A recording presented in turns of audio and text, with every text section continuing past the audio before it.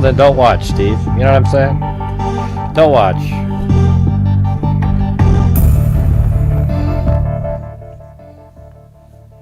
And, I'm sure a lot of people, I'm not, like the thing is, the Nancy Guthrie case is, it's a crazy case that hasn't been solved, and I don't know, I don't mind talking about it, and the thing is, right now, I don't really see any other cases that are like, oh my God, that's so interesting. It's just, there's nothing, really. I mean, so this case is one that I'm interested in, so why wouldn't you do that? There's other cases out there. There's just like, I don't know, not a lot of information. There's people, we've done Angelica Brophy a whole bunch of times, and we've done, like there's missing people, like a new person missing over in, like, not Jamaica, but some other place, and I don't know. The person went swimming and their towels on a dock. It sounds like they went in the water and they went missing. What do you do with that one? Nothing. All right. So anyways, if you don't want to watch, you don't have to watch. Steve, go do something else. It's nobody. Nobody. See, for me, it's just really rude when people show up and type something like that. Okay, why do we need to know that you don't find it interesting? You know what I mean? It doesn't make sense. All right. So, anyways, so again, like these are the scenes. We got this one here.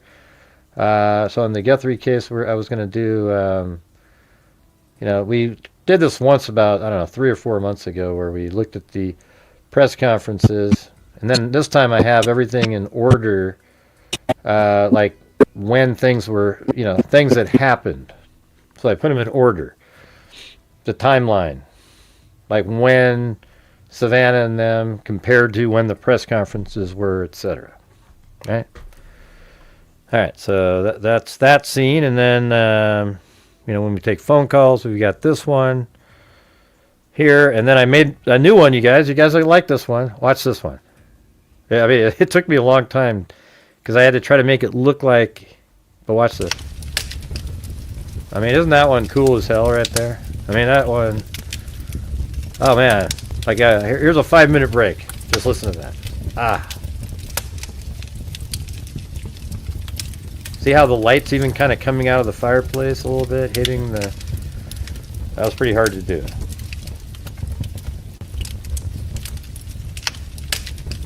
See, that's, I don't know, it's pretty cool, I think. Where you just sort of chill out for a few minutes. Gotta like that one. What do you guys think?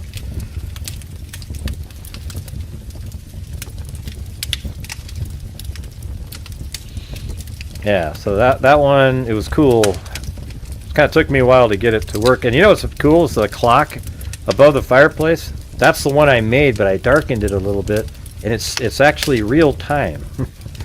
I mean, it's literally 7:08 over here, and that many seconds. It's literally working, that little tiny clock above the fireplace. Isn't that weird? Man. I was thinking maybe, I don't know, doing some other things, but there you go.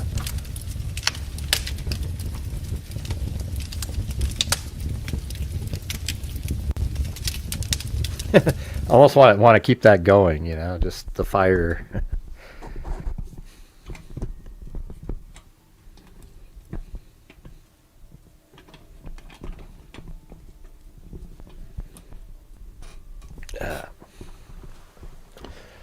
You can feel the heat. That's right. All right. Anyways, what I was going to do is go back in time, and so remember this Nanos interview here was literally on the same day that Nancy went missing. It's right there. Isn't that crazy? So what we're going to do is go play that one, and then anything, the main things that came up in video and so forth, and the timing of the ransom notes etc. But I thought, again, we could listen to it again, because after a while, after you've been covering the case for a while and you're talking about stuff, then you go back to the beginning and listen again. You pick up things that you missed that seemed mundane originally.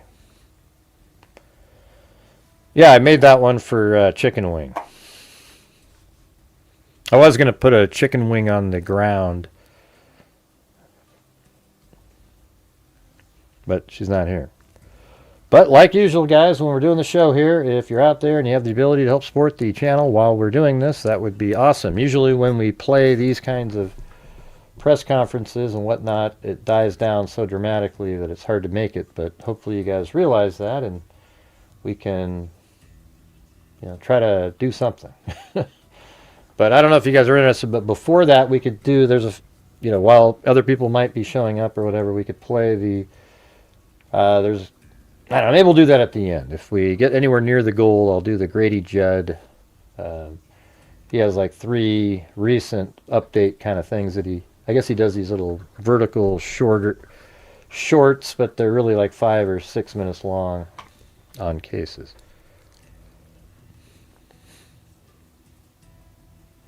Yeah. All right, so here we go. Looking for a missing person. And that's how the audio is. It's shitty. Nancy Guthrie, I think we sent out a meeting release to all of you. Came to our attention, we got a call, a 911 call, that Miss Guthrie was reported missing from her home. That call came in around noon earlier today.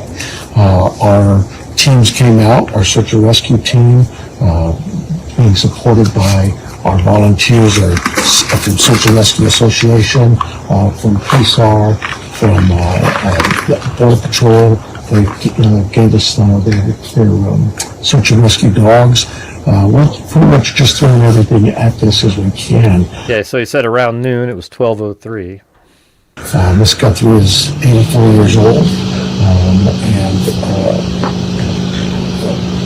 is not of good physical health. And so naturally that's a great concern. The scene at the house also has some concerns for us as well. What is it about the scene that concerns you? Well, I don't want to get into those details. I would just tell you that. Yeah, so they've seen the blood and everything. That's what they're saying here. And so naturally that's a great concern. The scene at the house also has some concerns for us as well. Yeah, the house has some concerns. What is it about the scene that concerns you? Well, I don't want to get into those details. I would just tell you that it's certainly a grave concern to us, just what we see there, and we'll continue to look. So you suspect foul play? I'm not ruling it out. Okay. I think we're all wondering, can you confirm that this is Savannah Guthrie's mom? This is Mrs. Guthrie's mom, yes. Is there anything meaningful about it being homicide detectives, or is that standard? No, it's not standard. Typically, our homicide team comes out when we have a homicide, a body. This one was a fake crime simply because of what the scene was telling us. What would you gauge the chances are that it's foul play? Would you be willing to give us any idea on that? I hope it's not. I hope we find her. I hope we find her safe and sound. But we can't ignore what's in front of us, and we need to take all the precautions we can and deal with it. See, I thought he did well in that one. Didn't you guys think that? I thought, like, right there, he literally seemed like they were already kind of on to that something was happening. Too much details. Something negative. Thank you, Alley Cake and Fishing in the Dark. All right, so then it goes straight to the next day. There was a sort of a bigger press conference. All right, so see if you guys can, like, if you see something that you listen and you hear something that's like, oh, wow, okay, type it in. All right. Thank you, Karen. I believe it was around noon yesterday. We got a call to 12:03, so yep, around noon. the Guthrie residence that Nancy Guthrie, 84 years old, was missing. We expended a lot of resources for a missing person that we typically always do. Our search and rescue volunteers, our search and rescue teams, Yeah, I haven't seen this guy since. other agencies, Borstar from Border Patrol sent their canines out. They worked tirelessly all day yesterday and all day tonight. I'm sorry, all day yesterday and all last night.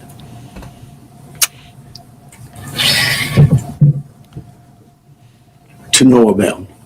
As I said yesterday, we saw some things at the home that were concerning to us. We believe now, after we process that crime scene, that we do in fact have a crime scene, that we do in fact have a crime, and we're asking the community's help. This community has always stepped up to help us solve some pretty tough crimes. I'm looking for that again. This is Thanks to Rob in Sherwood. All right. And thanks to Karen again. Thank you. Sherwood, Oregon. When I was in a fraternity, I had somebody from Sherwood. I can't remember what his name was, though. 84-year-old lady who suffers from some physical ailments, has some physical challenges, is in need of medication. Medication that if she doesn't have in 24 hours, it could be fatal. So we make a plea to... You know, when you think about something like that, like if she doesn't have medicine in 48 hours or 24 hours, it could be fatal. That means she's always in a pretty precarious situation, right? I mean, it's like, man, if you have to have that in 24 hours or it's fatal. I think she died quicker than that, but what it really kind of says is that she was very fragile. Like, you know, some event like being kidnapped and her heart racing like that, I think it easily just have been fatal for her, given that if she didn't have this certain medication in 24 hours, it could be fatal. Anyone who knows anything about this, This is February 2nd here, the very next day. has seen something, heard something, to contact us. Call 911. We don't need another bad tragic ending. We need some help. Our team is the best. I couldn't speak any higher. I think you know that. We have done some... Okay, hold on one second. I got to put the chat thing in here. Hold on. So it's going to turn... Where the hell is it? There. Hold on a second. Gray, the screen's dark. Gray, this... I know, I just told you. All right, there we go. Great work with our partners in the Valley. You know, this community, I have to give a lot of thanks to our law enforcement agencies all across this valley, whether it's the Tucson Police Department or some of the smaller agencies. They've all reached out. They've all offered to assist. The FBI, all of them. We work so close with them, and they are all plugged in. We'll continue to work closely with them. But what I really need is I need this community to step up and start giving us some calls. Let us know if you've seen something. We are right now at a time, and I apologize, everybody tells me I talk too softly. We are at a time where, in this investigation, we're now moving forward where we need to depend on technology. You know, our license plate readers, our camera systems throughout the community, anything, everything. And we will download all that data we have from the home, from different pieces of technology we've gotten, and we will use that to our advantage. But the reason I bring this up is that, you know, I'm a cop. I hate politics, but I have to remind our political leaders that they need to quit this banter of every time law enforcement leaders come to you for a need, that you give up these these ridiculous remarks about how it's going to be misused. AI is a bad, evil word. The cameras are very bad and evil. I'm tired of that. Those tools in the right hands with the right minds and the right approaches are extremely valuable to solving crimes just like this. We need this. We need more staffing. We need a lot of things. But what I really need is I need the community's help with this. So I want to make sure before I take any questions, it is a crime scene. We know that. She needs her daily medication. And anybody that sees anything that even looks, hey, maybe that's her, just take a quick picture. Take a video, send it to us. The number is real easy here locally. It's 911. You can contact our 88 crime and remain anonymous. You can call me, anybody. I am here to take any questions you may have. It will be a little limited. I apologize for that, but we do have a crime that we need to protect its integrity. I have here Sergeant David Stivers from our homicide team. He has been up all night. I mean, see, at this point, does anybody think Nano sucks? Right, just now. I mean, just hearing that first one and all the way to here, I thought he sounded pretty like a normal person. So bear with us if we are a little bit like a normal leader of an investigation. Fuzzy in our answers and responses, but we're both here for any questions you may have. Know what? See, that's the thing is people like Lynn, see what happens is I'm not sure what you, yeah, no, he sounds good. Okay. Right. So the thing is he does sound normal right now. I don't know. I don't even know how I asked the question. Although I think I said, does he sound like a nutcase at this point? Yeah. Let's start, please. Recognizing your limitations, but can you elaborate at all on what makes you believe it's a crime scene as opposed to someone who left home and just couldn't find out what that? Well, I think I told you she is very limited in her mobility, right? We know she didn't just walk out of there. That we know. There are other things at the scene that indicate there was she did not leave on her own. We know that. If you don't have plate readers, is there a vehicle associated with this? When I told you we're now at this phase where we're looking at all the technology, all of that is being evaluated as we speak. Let me say this: we've not just thrown our search and rescue team out there. They are going to be doing some door-to-door with our criminal investigation team. It is not just our homicide unit, all of our criminal investigation detectives. I went out last night to the scene. There were probably 100 cars out there, all from the sheriff's department, all working this case. It takes a lot of manpower and a lot of energy. This team of mine worked throughout the night. They continue to work.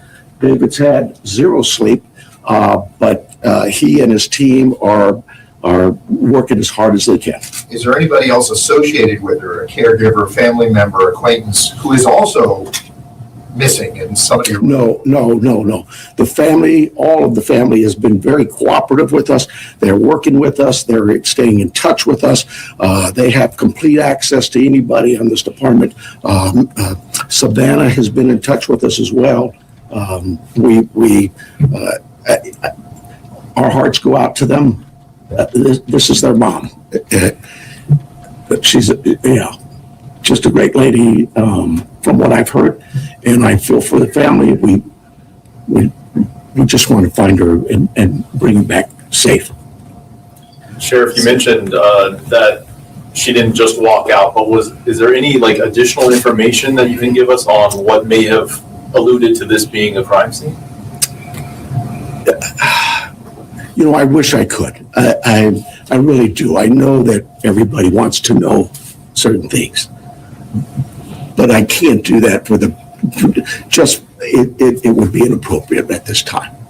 Are there signs of breaking and entering or any forced entry, anything like that?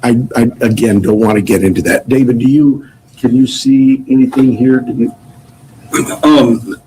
this time, it's still a very active investigation. There were circumstances on scene that we believe are suspicious in nature, I think is the best way to put it. But we can't really get in. Probably the blood, and basically all there would be is the blood, the camera removed, and the doors being propped open in the back.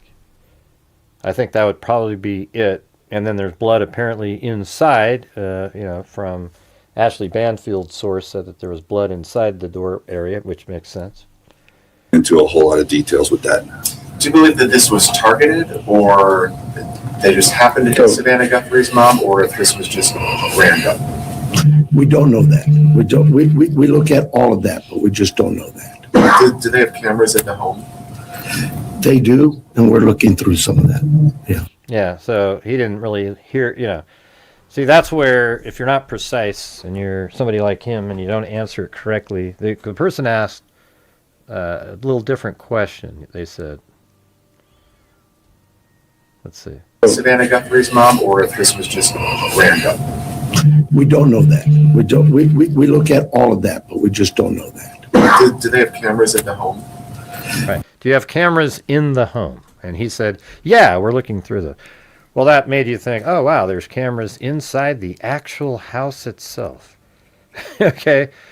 That was a stupid question, to be honest with you. The guy should have said, does she have surveillance? Who the hell knows? I mean, maybe he wanted to ask, does she have cameras inside the house?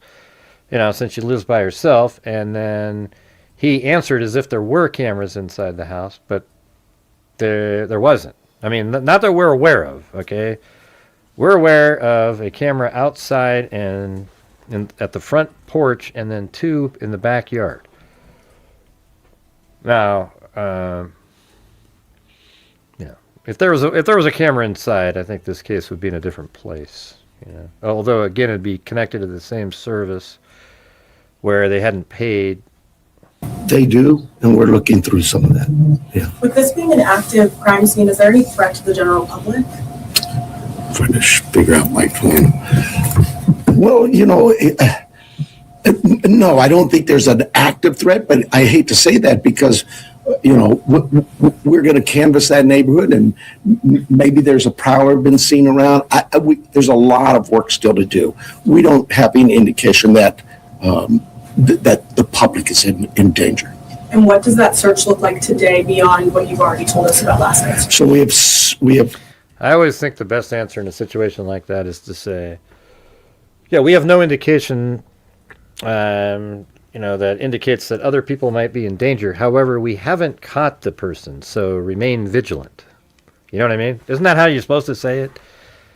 I think it's ridiculous. Like in the Delphi case, Toby Lesenby was all, yeah, no, I mean, everybody should go out and do your own thing. What do you mean?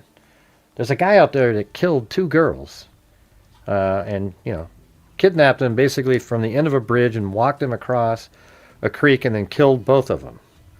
So I don't understand when they say stuff like, yeah, we have no indications. It seemed like he was about to answer it correctly, and then he got sort of he interrupted himself. Watch. Trying to figure out my phone.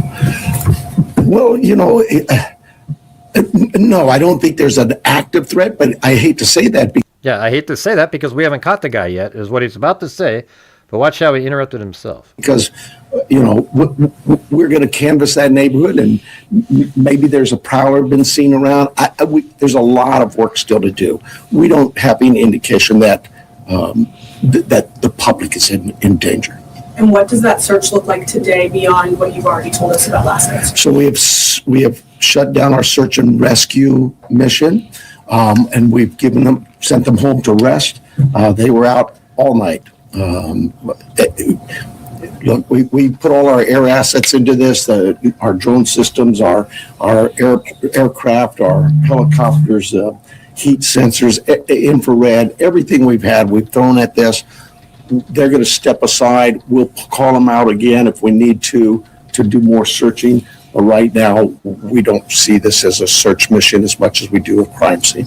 Sheriff, can you tell us a little bit about that map? Wait, I don't understand that one. Hold on. What does that mean? We'll call them out again if we need to do more searching. right now, we don't see this as a search mission as much as we do a crime scene. So we see it as a crime scene, but we don't see it as a search mission. Huh. I guess it should be both, you know. Yeah, we believe it's a crime scene, and we're definitely going to be searching for her since she's not at the house. Sheriff, can you tell us a little bit about that map? That is, and David probably can better answer it than I, but that is our search patterns, I believe. Is that correct? Yes. Yeah. So with all the assets that we deployed yesterday with the search and rescue teams, the map that's on the screen. Yeah, so obviously you do think of it as a search mission as well as a crime scene. Is basically tracks that were followed. Those are all the colored lines are all ground tracks of different teams and different assets that were used on the ground, to include the canines, the volunteers, and our own search and rescue team. The circles are going to be representative, if not necessarily perfect, of our air circulation with both our helicopter and our fixed wing aircraft at night, working with the night time cameras. So difficult to see where the house is. This house is basically pretty close to center in that, and then all of the searching that went on throughout the day with those folks out there on the ground. What this really helps with is our search teams, when they come back and reassess, maybe they've missed an area, we can look at it and say, hey, you know what, this area could use a little more coverage, and so they concentrate again. Our search and rescue team is top notch. They're out every single day. If it's not a lost person, it's a hiker, it's somebody who's wandered away from a care home, whatever it may be. Here, let me see. I think, where is that?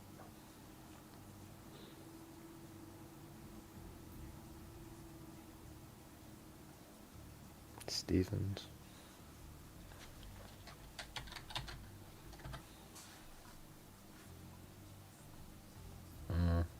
Yeah, I don't know. Well, let's see. Let me just look at that again. I don't, it's not really that big a deal.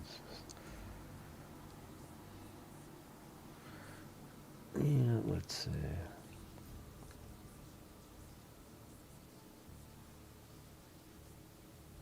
Yeah, I mean, I think it's kind of like, maybe that's it right there. Yeah.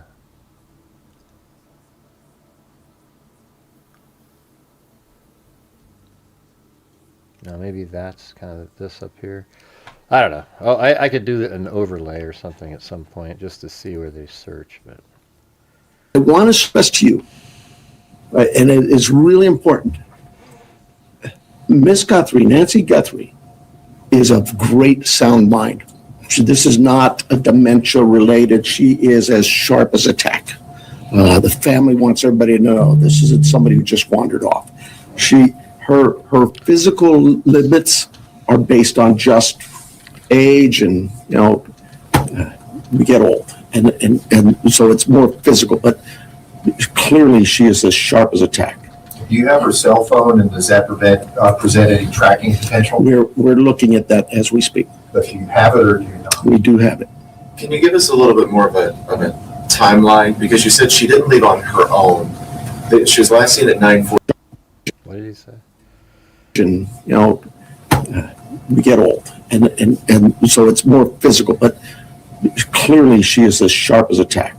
Do you have her cell phone, and does that present any tracking potential? We're looking at that as we speak. But do you have it, or do you not? We do. Well, it doesn't.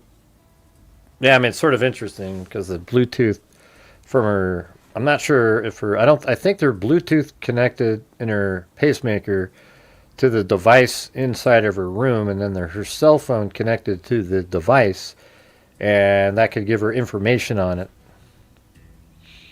So I don't think, and then her watch was found on the ground, so there was nothing capable of tracking Nancy other than they tried to do that little Bluetooth tooth sniffer deal. But hey guys, if you're out there, if you could help support the channel, that would be great. We could use a challenge. We haven't had a challenge, like a normal challenge in here for a very long time. And those are the things that really kind of, get us moving. We're every single night when we do the shows these days, we just struggle to even get off the ground. And We're currently at 1/10 again, just right now, of the nightly goal. So if you guys have the ability, that would be fantastic. Thank you. You have it. Can you give us a little bit more of a timeline? Because you said she didn't leave on her own. That she was last seen at 9:45. She wasn't reported missing until noon. But I believe what happened there was it at 9:45 in the evening, her children left her off.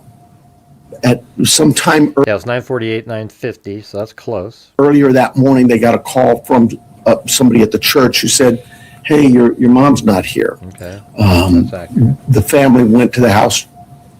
I'm thinking they spent some time looking for her themselves before they called us. So I'm guessing maybe they got there around 11. So they, Now he guessed. Okay, that wasn't that right there is what made everybody suspicious, that because he wasn't accurate. It made people suspicious of the family. Okay, because the truth is right here. Let me switch over. Turn that one off. See, the family got there at 11:56. They didn't get there at 11. And then at 12:03 a 911 call was made. So they were literally there for just 7 minutes and then called 911, which is totally reasonable and something you would expect. When he said they got there at 11 and then called 911 at noon, that's when people were like, "Ooh, wait, why did it take them so long?" You know, and I remember when we got this update, I was like, "Oh, wow, that's totally different than what everybody perceived." Thanks, Wild Bill. Wassman.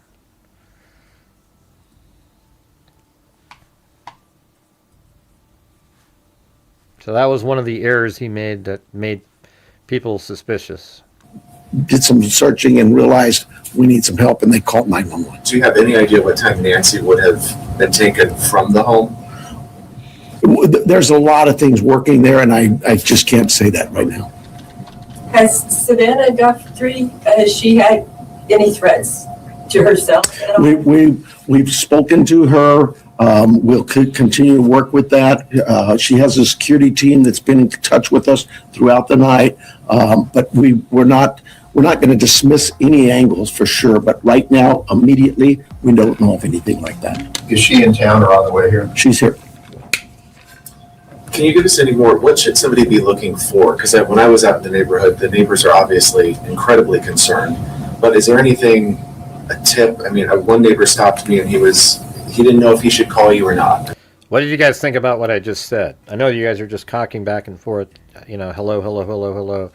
But the part about where he said they got there at 11 and then 911, you know, people realized that was afternoon. So that made people go, wow, what would take them so long? I mean, wasn't it obvious that when they got there? Oh, my goodness. But so what should somebody be looking for? Well, first of all, I'd ask them, go through their cameras. Go through their Ring cameras, whatever cameras they may have. Don't dismiss it that, oh, well, we really can't see the house. They still might see something. Maybe it's somebody walking by. Maybe it's a vehicle driving by at that time of day. But go through all your cameras in that neighborhood and tell us if you see something. Maybe somebody already, we know this happens, right? Oh, I saw something suspicious, but I didn't. Yeah, well, his clarity is what made, there was a lot of confusion. But I don't think what he's saying in this press conference is overall bad. He just didn't have command of the facts of the case yet. Didn't think it was worth calling in, so I didn't call it in. Well, now it's call in anything you've seen or heard. We got a mini challenge by Karen in there. If two people, yeah, we got Wild Bill Wassman, just one more of those, and then she'll send in a $10 PayPal. Thank you. Maybe it's a neighbor telling you, you know, I saw this or I heard that. Call us. Don't tell the neighbor to call us. Tell the neighbor to call us, but you call us as well. We'll put it together. We'll get, trust me, I'm sure we're going to get inundated with a lot of calls. We'll handle that. Did she live alone? I believe, yes, she did, yeah. Were there any caregivers who are normally associated with her? Well, she has house staff that comes by, takes care of the yard, whatever, in her house and that. But those people we'll be talking with that have talked to some of them already. But nobody who's like a live-in or anything? Nobody actually lives with her, no. Like I say, she's a great sound mind. Yeah, I mean, it's sort of, you know, it's an interesting element. The people that work there, they would know her that she was, having some medical difficulties. But I don't think most people don't know how severe anything is like that, unless you're maybe a daughter or somebody. So, it sounds like in the ransom note, the person didn't realize how sick they were. Great, it's all fake. Okay, well, we could all do the game. Everything's fake, everything's fake, everything's fake. But why don't we consider that maybe the stuff that's written in the second ransom note is legit. Like that's what their perception was, okay? Because I tell you this, there's no, I've said this 1,017 times now, that the second ransom note is a huge clue in the case, and there's no reason to have written it as one of the main reasons it's interesting. There's no technical reason. There's no logistical reason. It was purely written to make somebody feel better. Now, you might come up with a whole nother reason, but that's just a crazy, that's so out there in somebody's thinking. It seems way more likely. Hey, thanks, Alley Cake and Wild Bill Wassman. And she is mobile. It's a challenge for her to get, as the family says, she couldn't walk 50 yards by herself. So.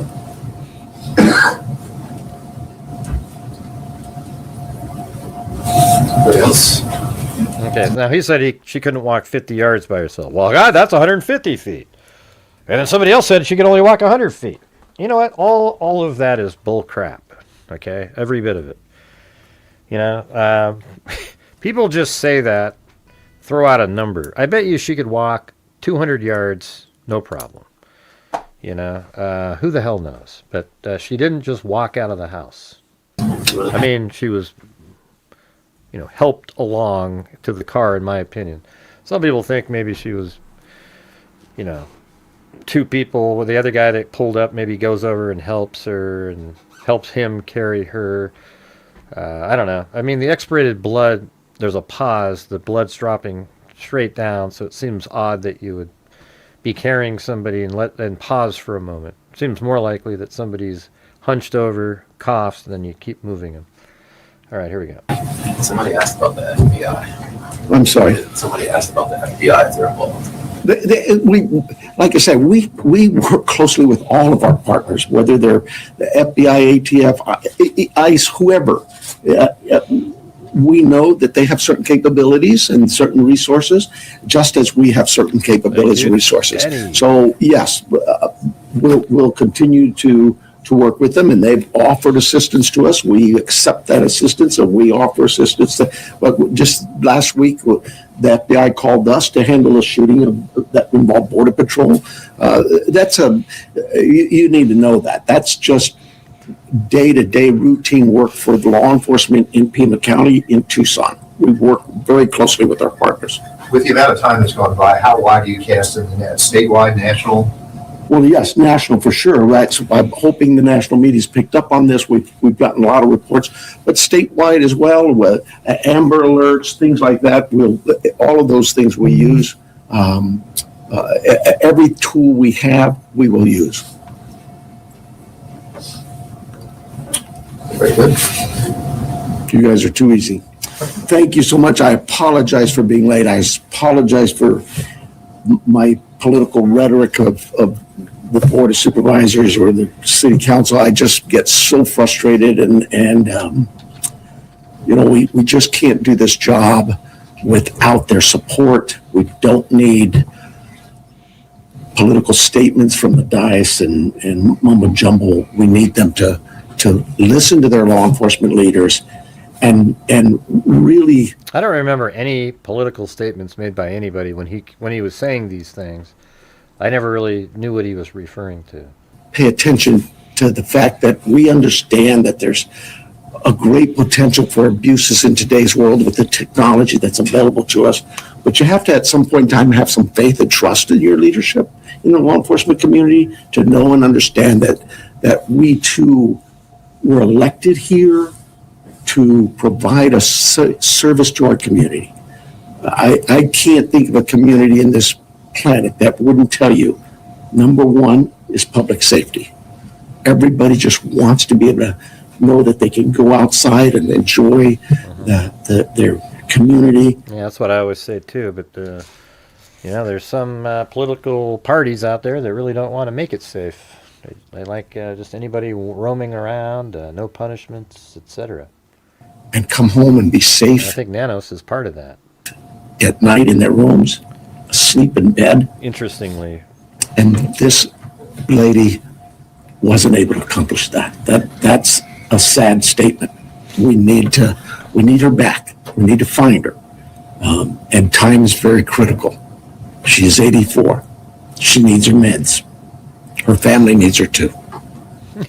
I knew one of the trolls would say something like that. Yesterday when I was saying, when we get, it is hard to make the goal when, I forget, I'm not even going to comment on those people. Thank you so much for being here. I knew it, David though. say I his knew first it. and last name and spelling. Oh, sure. My name is Sergeant David. So funny, Common spelling David, Stivers, I STI. can just predict what the trolls will do every single time, V as in Victor, ERS. And what's your title? Sergeant. Sorry. Thank you, guys.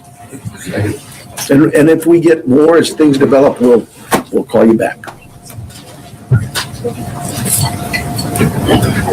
All right. So this is the press conference on February 2nd, the day after she was abducted. We saw that first one where on the 1st in the evening he was out there. And then the ransom note came in. Let's see.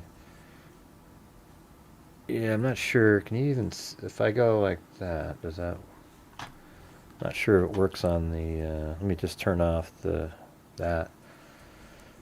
And it said, "Hello, Savannah. We have your mother, Nancy. She is safe but scared. She will be held for ransom, and once payment is received, she will be released unharmed.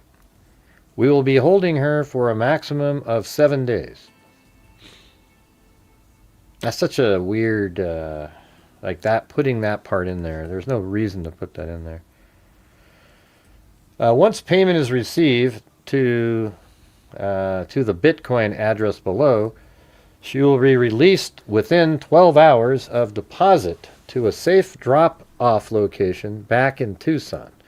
So who's ever writing it wants you to think that the abductors and, that they, the one writing it, they're not in Tucson, or, even if there is somebody else, they're holding her outside of Tucson.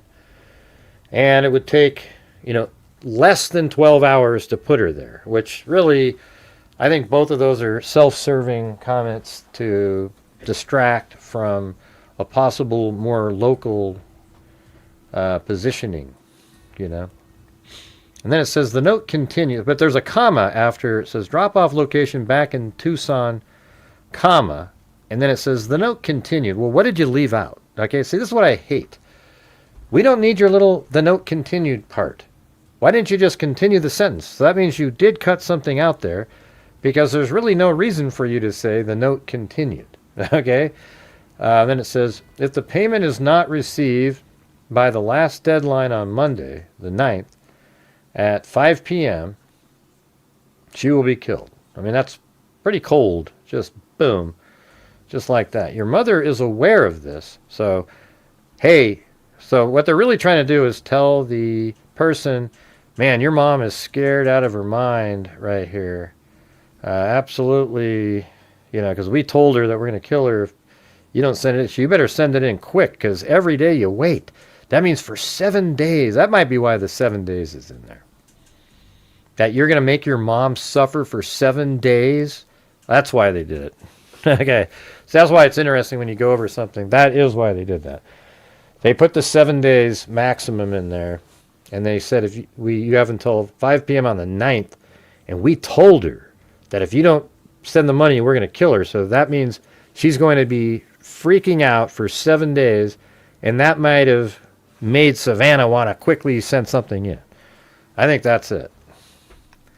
Your mother's aware of this, and her life is in your hands, Savannah.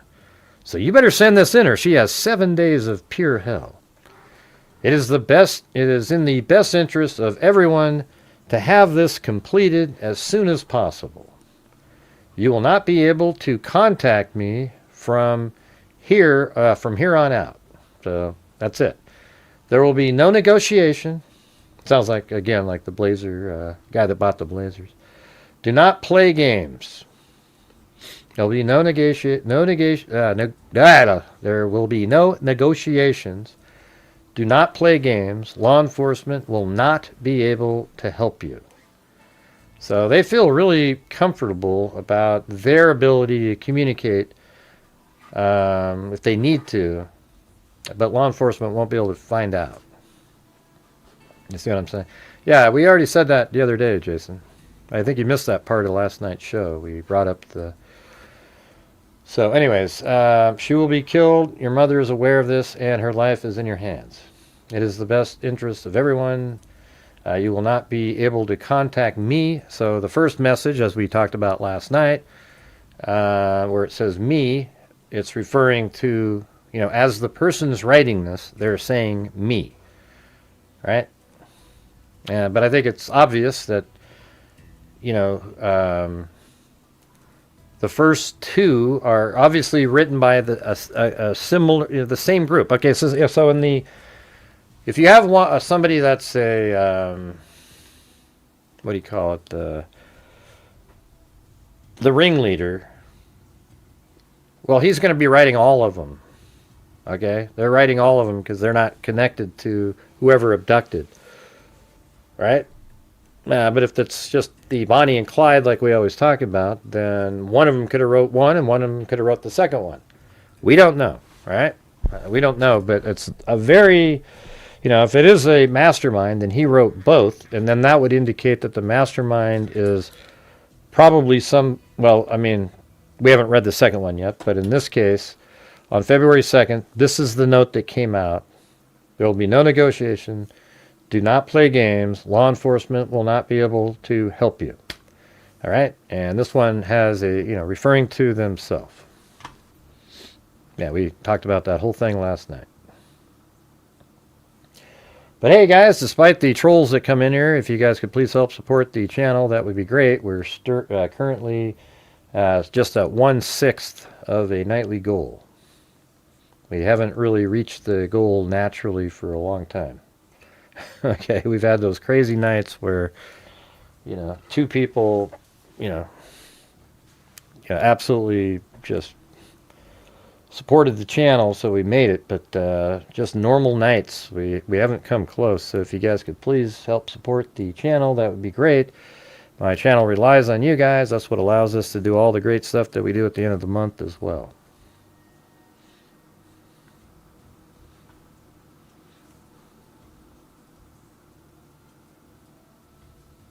Okay, so it's just playing. All right, and then, so that was on the 2nd. And then on the 3rd, that's when some of these, videos of the crime scene were put out. I didn't realize it was that early, some of those, but, that one shows that the little plant on, it's interesting, when this was out, I don't think anybody was like, you can see it there. There's a piece of a plant there.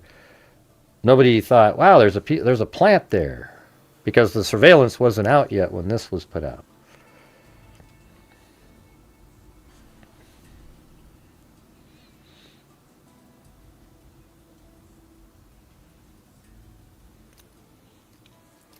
Oh man, how are you talking about perch? What does that have to do with this? Jesus. Come on, you guys. They are good, but there's a lot of bones in them. Right, and there's the Amazon package on the right there, and again another shot of this by somebody else. News Nation again. This is on the 3rd. The expirated blood. And then this is also on the same day that came out. The crime scene video with blood on the ground. But did anybody hear what I just said a minute ago? We need to get the support up again. So this is what I hate being relegated to having to do, because now we're in this massive lull where we just will struggle to get anywhere near it. So if you guys can please help support the channel, that would be great. Thank you. Hey, I'm glad you like it there, Michigan. Good morning. I don't know that everybody knows who's here. See, this is when I started. He seems a little like he's kind of stressed out. Of course, I'm Sheriff Chris Nanos. John Edwards is the Tucson chief. I don't think that was just expirated blood. He coughed straight down, or she coughed straight down. Here for the FBI, and he'll have some words for you as well. This is really for me pretty new. All the media attention. So I apologize to you for sometimes I'm speaking in generalities. There wasn't a caller who figured out that the plant was removed. Yeah.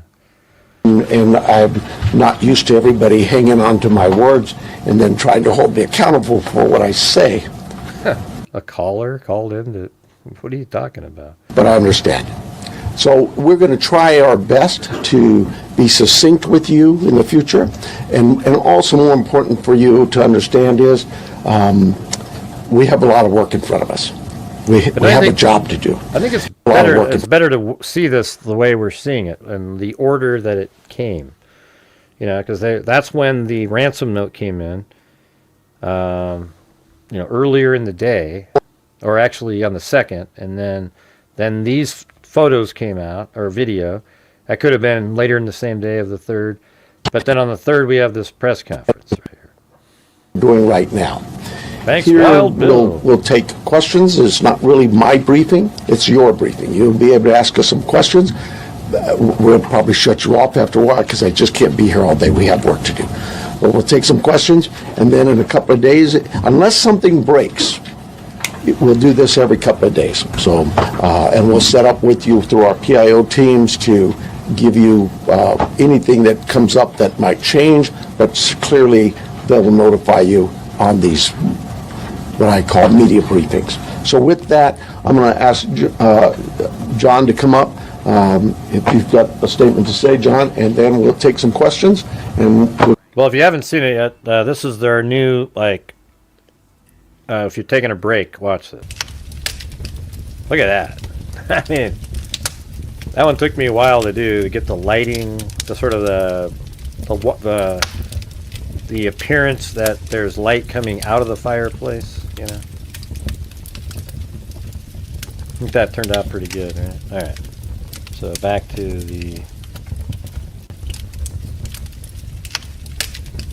this one. We'll get back to work. Thank you, Karen and Joel Burnt. Hello, I'm John Edwards. My spelling is Jonedwards. I'm the Assistant Special Agent in charge of the FBI's office here in Tucson. First, we want the community to know that the FBI is doing everything in our power to bring Nancy Guthrie home to her family. The FBI is working alongside the Pima County Sheriff's Department on this incident. In terms of what the FBI is doing, we are providing the following support. Primarily, it's analytical and technical support in the following ways. We're downloading and analyzing cell phones, obtaining cell tower information, conducting interviews, and providing any and all investigative support. Man, Nancy, it was such a bad scenario for Nancy. I mean, you've got the streets with the cameras not easily visible. I mean, the street not easily visible from the cameras. I said that completely backwards. Or I guess you could say it the other way, but like their cameras are set back. They're filming the driveway. Very few actually pick up even part of the street. Then you have Nancy herself, who has a pacemaker, which is really the only thing that she had on that you could even possibly track her with. But she wasn't in the area, I mean, right in that general area. They tried to use the Bluetooth sniffing device on the helicopters flying it around But obviously that didn't find anything. But I thought it was interesting how they searched in that neighborhood over and over and over again with that. So it was the, in any kind of support for Nanos, you could say this was a nightmare scenario of a case. Very little DNA other than hers. The person inside the house had gloves on, a balaclava, completely disguised. Nobody, you can see maybe that they had a black, there's millions of people with black mustaches. And so it's just an absolute nightmare of a case. So, they did find a little bit of DNA and they sent it off to their good lab. But it's ridiculous, really. That the Sheriff's Department needs. We're looking at this from every angle, but we need your help.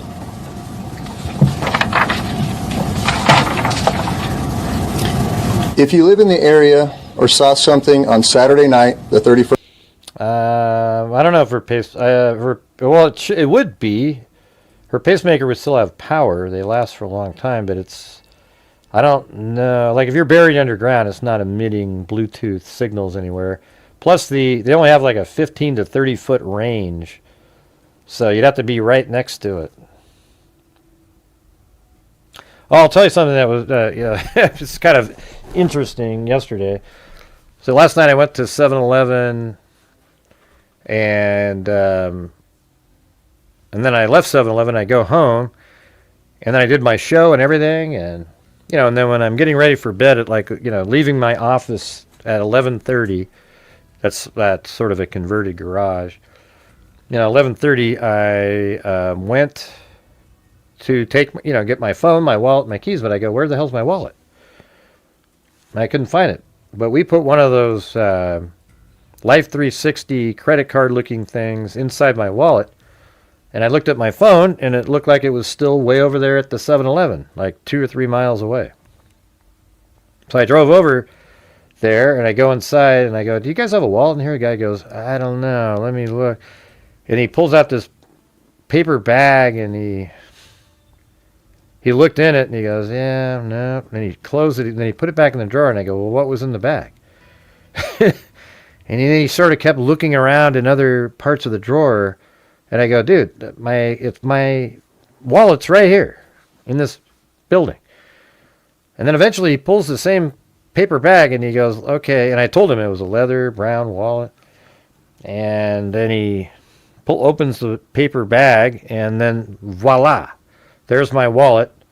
And then, but it was weird how he shut it down first. He wouldn't let me see it. But then, there's driver's license in there that looked, it's me, so.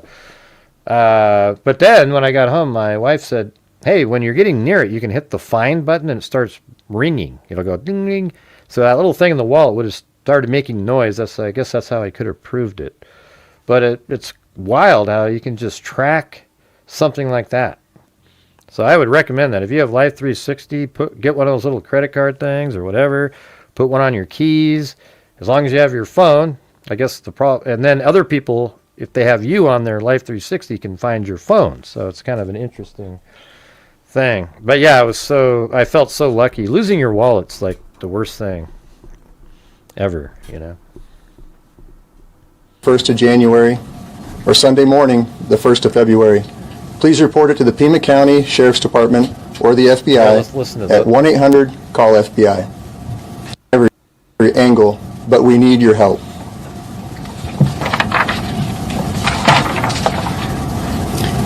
If you live in the area or saw something on Saturday night, the 31st of January, or Sunday morning, the 1st of February, please report it to the Pima County Sheriff's Department or the FBI at 1-800-CALL-FBI. Every lead and tip is important. We are aggressively pursuing and looking into every single one. Again, please help us bring Nancy Guthrie home. Thank you. Questions? We'll take some questions. Sheriff, is there any indication so far as to whether this was a random abduction or targeted? It's like, I know, it feels like he was going to try to keep that wallet. That's what it was so strange, and then he was like, well, who are you? But why did he look in the bag and then crumple it back up and then put it back in the drawer after I asked him for a wallet. Like my wallet. I said, it's a brown leather wallet. Anyways, I gave him a fist bump at the end because I was happy he gave it to me, but it was just like, dude, I mean, I'm not sure what that hesitation was. Like I said earlier, we're looking at all the leads, and we don't know. We're going to assume both sides of that. We'll look at both sides of that. Do you have any idea what Nancy Guthrie was wearing, or the type of car that she might have left from, or any identifiable information that the public could use to help with those tips? We do not. Sheriff, do you believe that one or more than one person was involved in the kidnapping? I just no clue. It could have been one. It could have been more. I don't know. Let me get. One second. Is there any indication that Nancy Guthrie is still alive? We know the medication played a critical role here. It's been 48 hours. She needs it every single day. Are you looking for someone that is still alive? We hope we are. We hope we are. Sheriff said earlier that you don't believe there's a wider threat to the public. If you're not sure if it's targeted, why do you believe there's no wider threat to the public? Well, I don't know if he would have seen the ransom note at this time. Because it came in on the 2nd, he would have seen it. So when he said, we hope, he's already seen, well, at that point they don't know that, they haven't seen the second one, so they still have hope she's alive on the first one. Have crime in Tucson all the time, right? Like any city. And so when you say a threat to the public, is there somebody out there who's kidnapping elderly people in the middle of the night every night? We've not heard that. We don't believe that's the case. We do believe that Nancy was taken from her home against her will, and that's where we're at. Sheriff, when you reference violence at the site, can you elaborate on that? And also, was there a sign of forced entry, any valuables taken, any bank or ATM cards used after her disappearance? We're not getting into that. What I'd tell you is, like any crime scene, we processed this crime scene. We gathered all the evidence we could, to include looking for what? Fingerprints, DNA, camera images, everything you can imagine, and we gathered that out. Those things have been submitted forward to labs, to technological companies to help us, and we're like you. We're waiting for those returns to come back. Did you find DNA that did not belong in that house? The window of time from when she was last seen to when she was reported missing, and I know you guys are asking for help from the public, is there any way to narrow down what time you might be helpful? I know there was a report about a pacemaker dinging like around 2 o'clock in the morning. Is there any way to indicate to people, hey, look around 1 a.m. or 2 a.m.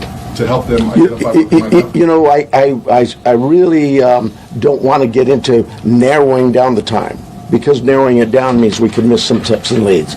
We're working with the data we've submitted for investigative analysis. We're working to see if that time can be tightened up. But for now, we're going with what we told you earlier. She was dropped off at 9:30, and she was found to be missing at about 11 o'clock. Yeah, it's not a fireplace there. That's a sound wave that I made look like a fire. So if you talk like that, it moves with your voice. That's it. Sunday morning. Sheriff, Let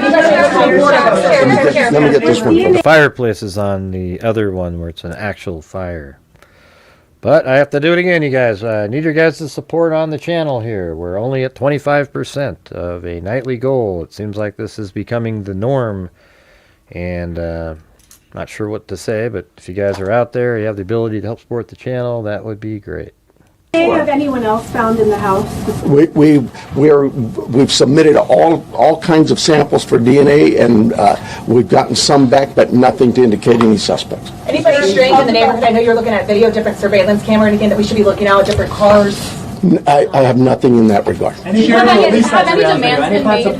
any demands been made by kidnappers? We have all kinds of investigative leads we're working on. So that is they did have a demand. When he said that, there was that demand. Sheriff, we noticed that the camera on the front of the house is missing. Do you believe the perpetrator purposely took the camera? Don't know that.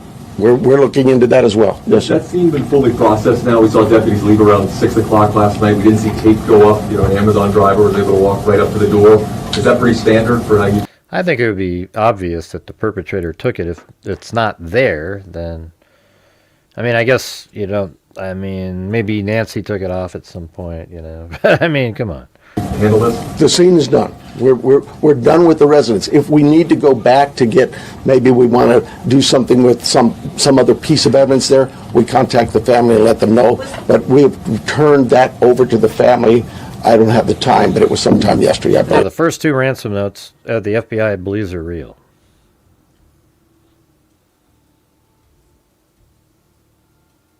No, they weren't, Matthew. They weren't. You're incorrect. Okay. Yeah, on the second, nobody knew about a white watch on the ground. You're absolutely incorrect. Sheriff, how many tire tracks or any footprints around the house? No.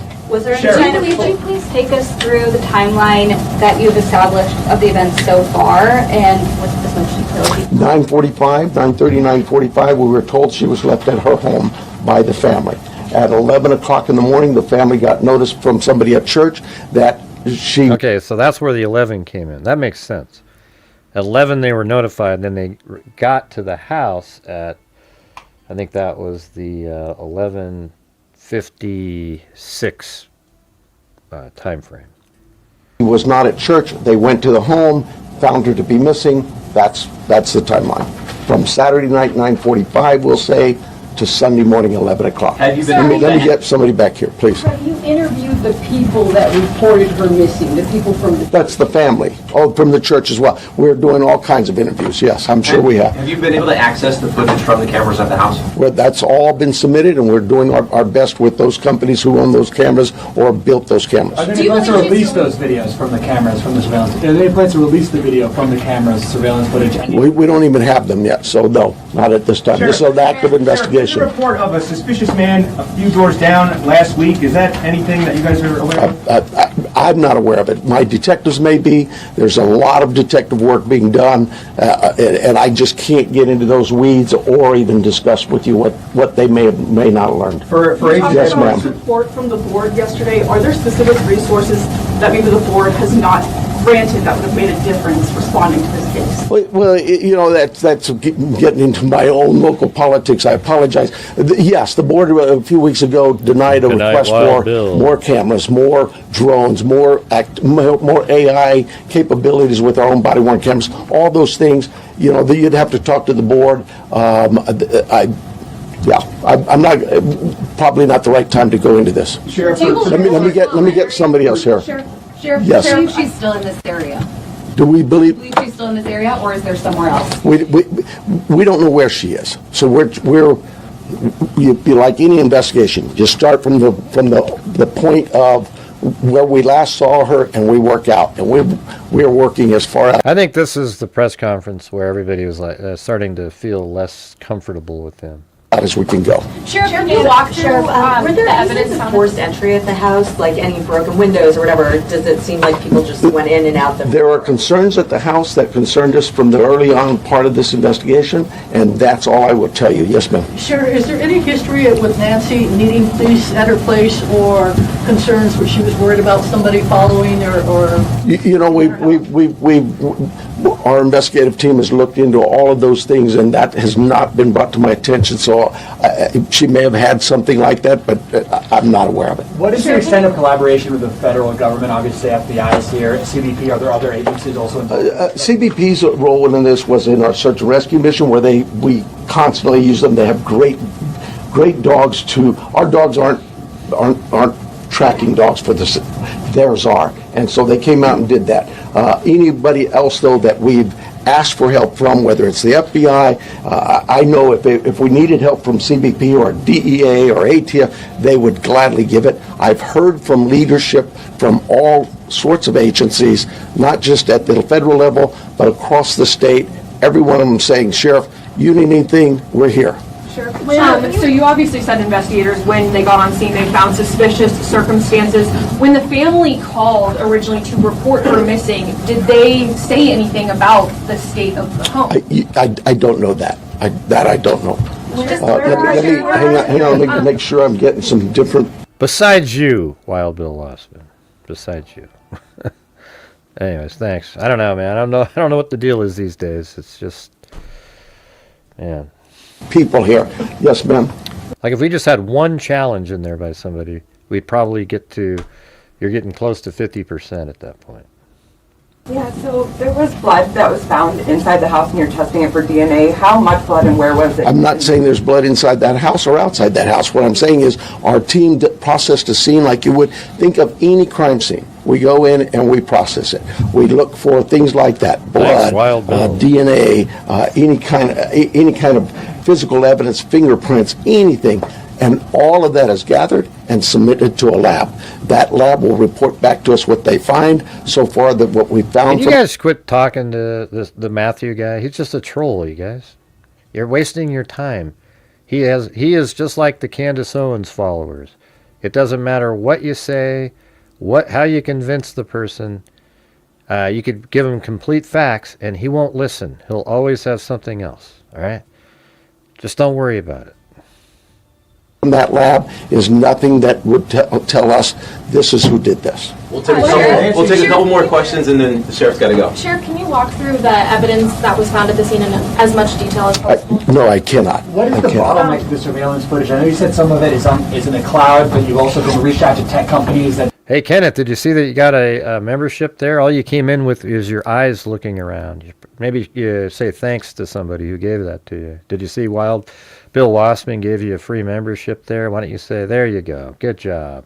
That are saying they're cooperating. Why do not have the surveillance footage on media? That's what I tell them. How come I don't have this? Okay, Where's my evidence? Right. It is a process, and I'm sorry, but you know, we're grateful that there's large corporations and companies who have leaned over. Yeah, no, I see it now. Yeah, that was after I said it, though. See, you guys are like 30 seconds behind me. Bend over backwards to help us, to say, hey, Sheriff, tell us what you need. And so, yeah, I can't slam them. And we've asked them. They know the urgency here. But I'm like you. What do you mean I don't know that now? Yeah, it's tough. Follow up on an answer that you gave earlier. You were asked if there was last question. You were asked if there was any ransom, and you didn't say no. You said we're following all leads. Does that mean a ransom has come in? We're following. Yeah, here's the thing. I don't care if you've been following me for a long time, etc., Matthew. We've already explained to you clearly and accurately, you're not listening. It doesn't matter what is said to you. You always have a comeback that isn't accurate. So once you start dealing with that, it gets too frustrating, all right? So go do whatever you got to go do. Convince somebody else. It's not going to work here. All leads we have. That's all I can tell you. We've got hundreds of leads, and it's from you that produce those leads by telling people we need help, and I'm grateful for that. But I'm not going to get into all that. We have a team designated to deal with. I don't know any emails that you sent me. I don't know if your name's different on there or what you're sending me in the emails. I don't know. All of our leads, they're looking into all of that. We are sharing all of our leads with the FBI. They are helping us in evaluating those leads, how good they are, where that priority should be. And so we're just, look, I know you guys are doing your job, and you're doing a great job. But we have a job to do too, and As I explained before, there's not one article out there that talks about a white smartwatch on the ground on the second. Forget it. Okay, that doesn't exist. So that's why they know. There might have been reporting. Oh, look, looks like maybe a damaged light back there. I really need to back away from this for a while, and we'll see you unless something breaks. We'll see you Thursday morning. PIO will give you a time frame. I'm guessing somewhere around 11:30. You know what's weird, Bella? Why would you even watch a show that you felt like that about? Why would somebody just typed in, Gray, every time you speak, I want to scratch my eyes out. And yet you're here watching. What an idiot. Who the hell would watch a show that they would scratch their eyes out when the person who does the show is speaking? I mean, you'd have to be a complete moron to show up and go every time. Why is there a second time? Like you're watching my show, you want to scratch your eyes out, right? You want to just scratch them out. Why would you ever watch it again? You are a crazy psycho nut job. What a weird person. Hey, you guys, I'm going to go watch a show today where I scratch my eyes out again. I love it. I love doing it. And so I'm watching again. Hey, Gray, every time I watch his show, I scratch my eyes out. These people are so stupid. It's just unbelievable. Hey, thanks, Alley Cat and Tracy Antioch. Hey, how's it going? I haven't seen you in a while. Oh, I know they wanted attention. I'm just doing my little riff there, Kenneth, you know. That's what I do. My riff. Anyways, yeah, I mean, just think about the brain on somebody who would say that would literally watch multiple times when they want to scratch their eyes out.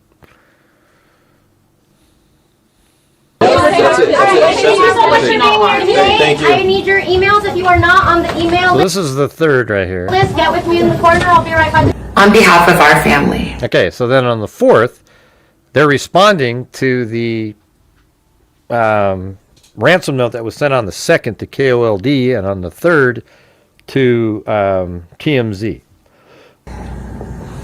We want to thank all of you for the prayers. And again, so let's just do it the way, what they're responding to is this again. Hello, Savannah. We have your mother, Nancy. She is safe but scared. She will be held for ransom, and once payment is received, she will be released unharmed. We will be holding her for a maximum of 7 days.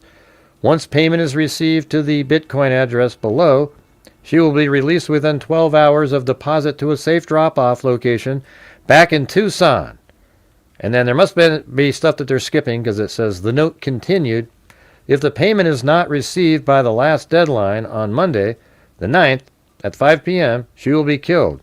Your mother is aware of this, and her life is in your hands. It is in the best interest of everyone to have this completed as soon as possible. You will not be able to contact me from here on out. There will be no negotiations. Do not play games. Law enforcement will not be able to help you. Then we just had the press conference. And then after the press conference is over, now we have this message the next day on the 4th of Savannah referring to the ransom note, not directly, but I mean, it's obvious. Thank all of you for the prayers for our beloved mom, Nancy. We feel them, and we continue to believe that she feels them too. Wow, what the hell are you doing over here, Michigan? Our mom Man, is a kind, there's no energy over here. faithful, loyal, fiercely loving woman. Yeah, so they're talking to the kidnapper who says, hey, you know, we've told her that we're going to kill her if we don't get the money by a certain date. And now they're trying to speak to the humanity side of whoever has her. Of goodness and light. She's funny, spunky, and clever. She has grandchildren that adore her and crowd around her and cover her with kisses. She loves fun and adventure. She is a devoted friend. She is full of kindness and knowledge. Talk to her and you'll see. The light is missing from our lives. Nancy is our mother. We are her children. She is our beacon. She holds fast to joy in all of life's circumstances. She chooses joy day after day. Are you guys here? Despite how Can you guys type stuff in, you know, comment back and forth, etc.? You know, we need conversation going on. having already passed through great trials of pain and grief, we are always going to be merely human, just normal human people who need our mom. Mama, if you're listening, we need you to come home. We miss you. What's your question? Guys, is there really a crack? Yeah, look at, hey, here you go, chicken wing. I made this for you, all right? Listen, watch this. You're going to cry with joy. Here, watch this. That's the new a scene in here. Okay? I almost put a plate of chicken wings on there, but it didn't seem to fit.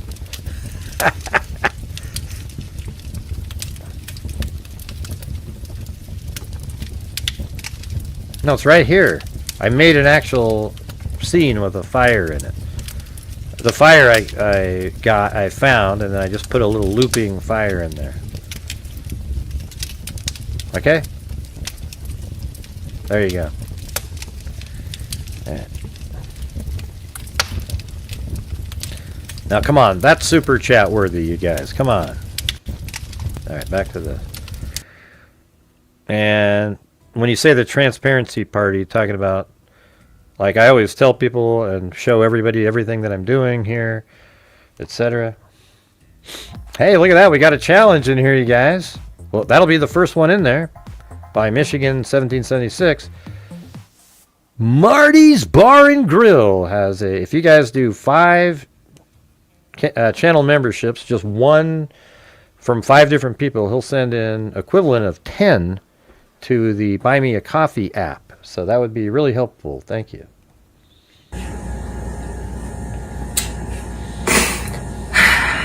Our mom is our heart and our home. She's 84 years old. Her health, her heart is fragile. She lives in constant pain. She is without any medicine. She needs it to survive. She needs it not to suffer.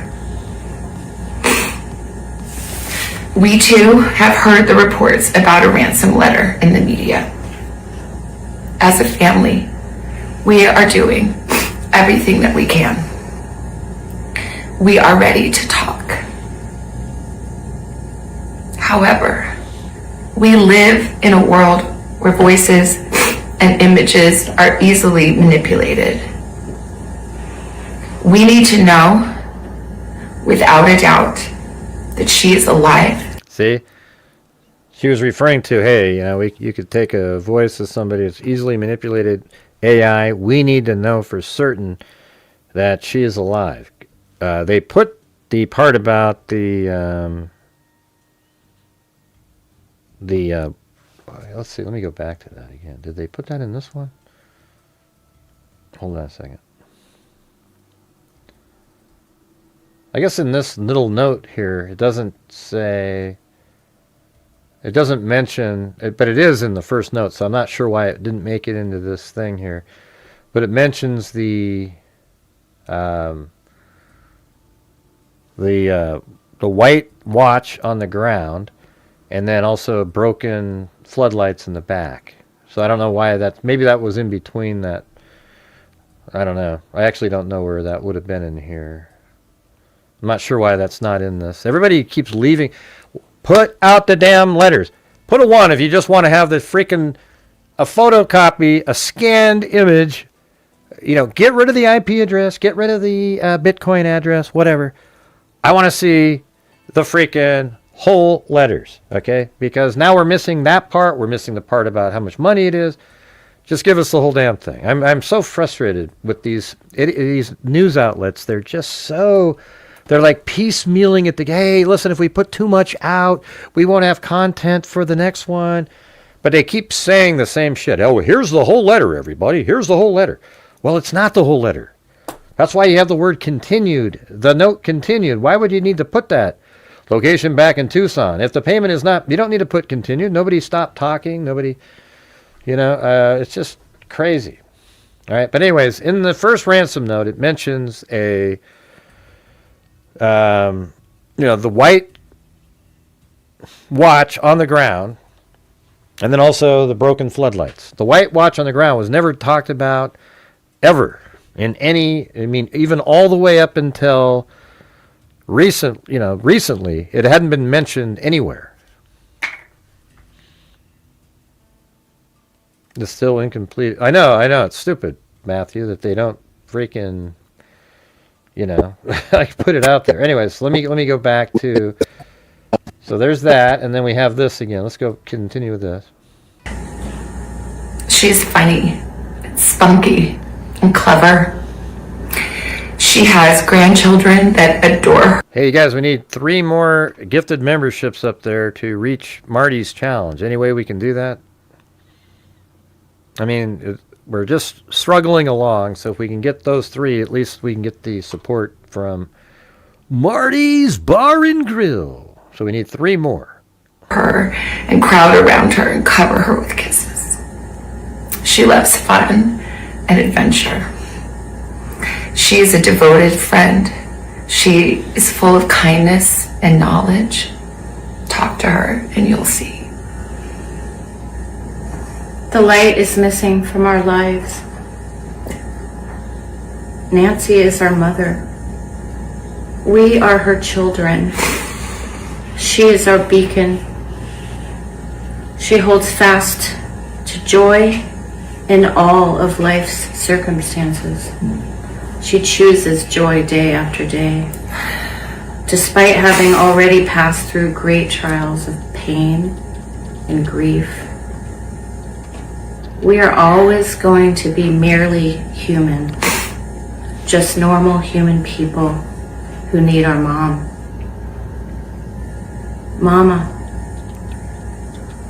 Mama, if you're listening, we need you to come home. We miss you.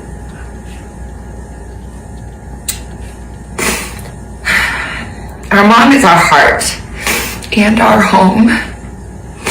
She is 84 years old. Her health, her heart is fragile. She lives in constant pain. She is without any medicine. She needs it to survive. She needs it not to suffer. We too have heard the reports about a ransom letter in the media. As a family, we You haven't just heard reports, you read the thing. are doing everything that we can. We are ready to talk. However, we live in a world where voices and images are easily manipulated. We need to know, without a doubt, that she is alive and that you have her. We want to hear from you, and we are ready to listen. Please reach out to us. Mommy, if you are hearing this, People always they criticize because she doesn't make faces or anything. They're probably just all stunned. Savannah's really comfortable in front of cameras and so forth. So for her, it's just she can be natural in front of a camera. Because after that many years doing it, that's why I can just sort of be myself, just either good or bad in here. Because you're just sitting here doing it for so long, it doesn't matter. But like if you're like the brother and the sister here, they're not in front of cameras, so they're not going to look as comfortable up there. But hey, guys, what's the deal here? We have one challenge in here tonight. We need 3 more gifted memberships or 3 $5 super chats to reach Marty's challenge, and then he'll support the channel with 10. So it's like 2 to 1 on your end. So if you guys could please help support the channel and get to that goal, I would appreciate it. It's been another struggle night. you are a strong woman. You are God's precious daughter, Nancy. We believe and know that even in this valley, He is with you. Everyone is looking for you, Mommy, everywhere. That's complete crap, Fox 5. Sorry about that. You're incorrect, Fox 5. You're incorrect. Sorry for your confusion. We will not rest. Your children will not rest until we are together again. We speak to you every moment, and we pray without ceasing, and we rejoice in advance for the day that we hold you in our arms again. We love you, Mom. Love you, Mom. We love you, Mom. Stay strong. We love you, Mom. We love you. This is Cameron Guthrie. Oh, yeah. This is Cameron Guthrie. I'm speaking for the Guthrie family. This is on the Whoever 5th. is out there holding our money. So this is on the 5th. Now, I don't know the timing of his during the day, But then that's when the last press conference ever held was also. So this is the brother. Mother, we want to hear from you. We haven't heard anything directly. Yeah, I'm talking about a normal size one, Karen. You've done 2 of them, right? I just don't know why we're struggling reaching this one again. We need you to reach out, and we need a way to communicate with you so we can move forward. But first, we have to know that you have our mom. We want to talk to you, and we are waiting for contact. This is Cameron Guthrie. I'm speaking for the Guthrie family. Whoever is out there holding our mother, we want to hear from you. We haven't heard anything directly. We need you to reach out, and we need a way to communicate with you so we can move forward. But first, we have to know that you have our mom. Good morning. Yeah. So this is the last one here. I hope you've been kind of informed of the rules. That I'm going to try to get as many, if not all of you, an opportunity to ask a question. Yeah, it sucks, Matthew, in those situations. Yeah, I don't know, man. When my brother died, I was just in like a hazy thing for a long time. Sure. But last time we tried this, it was just kind of chaotic, people yelling. So I'd ask that you just kind of be patient with me, pay attention to the questions asked, because sometimes you guys want to ask the same question twice, and you're going to get the same answer. So help yourself, get what you can out of this. I'm going to give you one question and a follow-up, okay? But before we get there, I do have some comments. First of all, I want to begin by offering our condolences to our partners at the state Department of Public Safety's tragically lost 2 members last night in a helicopter crash up in northern Arizona. So if you would keep them in your prayers, Colonel Guthrie and his team, I'm sure, would have greatly appreciate it. Along the same lines, I think you all saw last night, I'm trying to speak up, not yell. Apparently I talk soft. We saw last night the family, they just hurt, understandably so. And so I really want you to know. Yeah, so hold on a second. So that's when I realized he was way in over his head there. You know, he was just like the way he was giving a shit about the, like, well, the people said that I talk too loud. I don't give a damn. Like when people come in here and say, "Gray, you just sound," I'm going to be the same the next night. You know, I don't really give a shit. But anyways, this is what the FBI put out up there too. Who was that lunatic up there? Let me try to. Oh yeah, Fox 5. Yeah. So this is from the FBI Phoenix right here. The FBI and its task force partners have received several ransom notes over the course of this investigation. Some have been deemed to be extortion attempts without legitimacy. Other ransom demands may potentially be legitimate and are being investigated as such. This case continues to be investigated as a kidnapping for ransom. That means for the entire time they have been investigating it as a kidnapping for ransom because they believe that those ransom notes are real. Not that potentially, they actually believe that they're real, and that's why they're looking at it the way they're looking at it. They're saying it in there to hedge to, so that if it somehow miraculously isn't a kidnapping for ransom, they can say, well, we just thought it was, potentially legitimate. I think they 100% believe that, and that's why they continue to investigate this case as a kidnapping for ransom. Not anything else, but that's what they're, and guess what? That means that to look at a case for a kidnapping for ransom means that you actually got ransom notes that they believe are real. That's why it's a kidnapping for ransom. If they didn't get ransom notes, they would just say, hey, we're investigating as a kidnapping. But they got ransom notes. They believe they're real.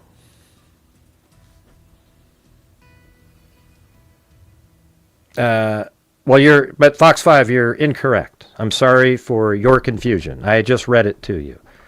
Okay? You can keep saying the same bogus lines over and over and over again, but you're incorrect. I just showed it to you. My God, what in the hell is this? This entire team here. Thanks, Those Karen. behind me and our community All right, we need 2 more of the $5 super chats to reach Marty's challenge.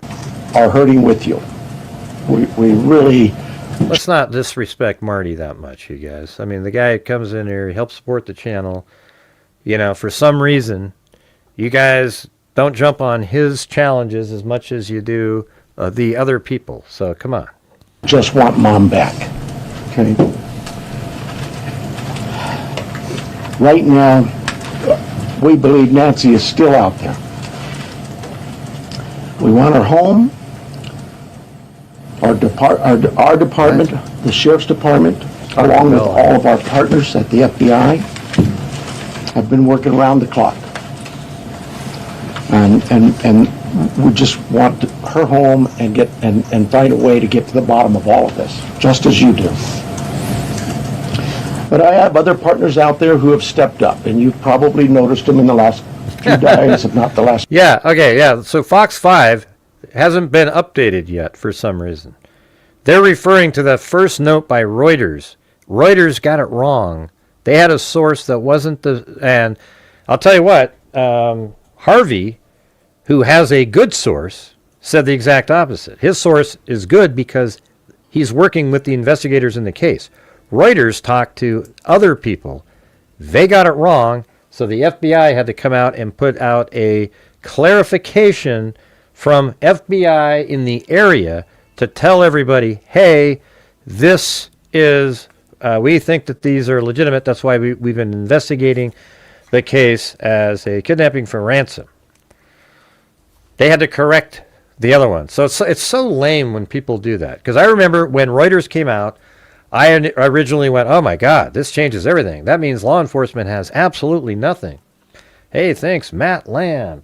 That means law enforcement has absolutely nothing in this case if there's no ransom notes of any kind and they're not meaningful.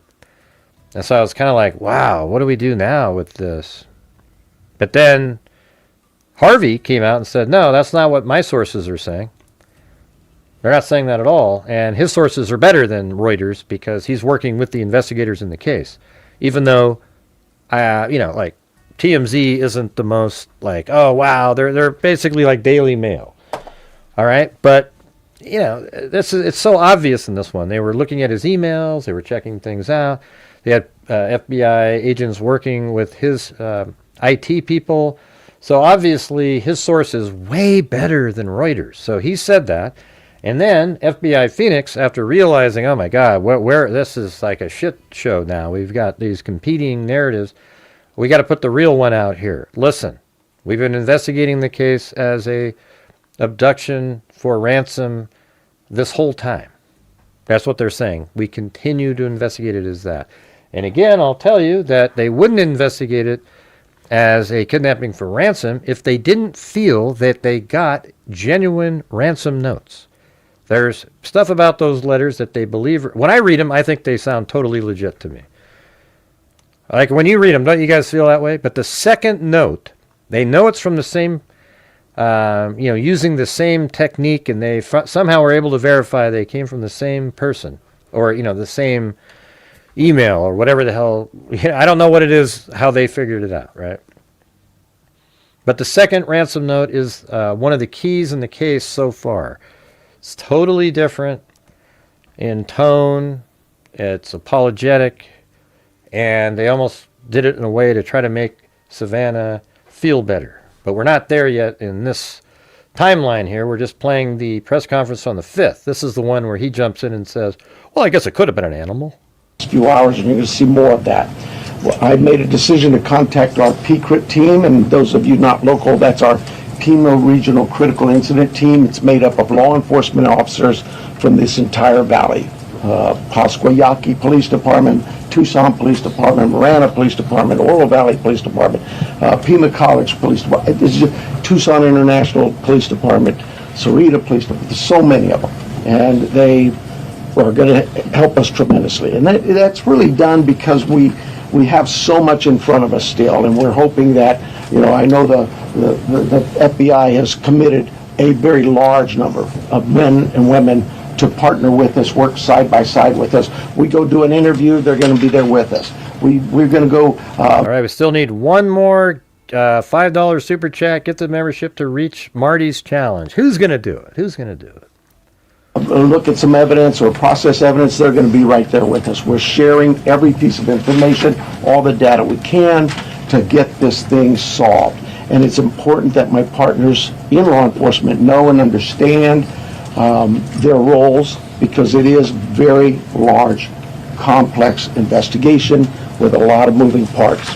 And we're at that phase now where sometimes we're waiting, right? We're waiting for analysis. We're waiting for lab reports. But even then, when they come back quickly, for example, some DNA, we rushed what we thought was the best target for DNA. We did a rush through and got some of that back.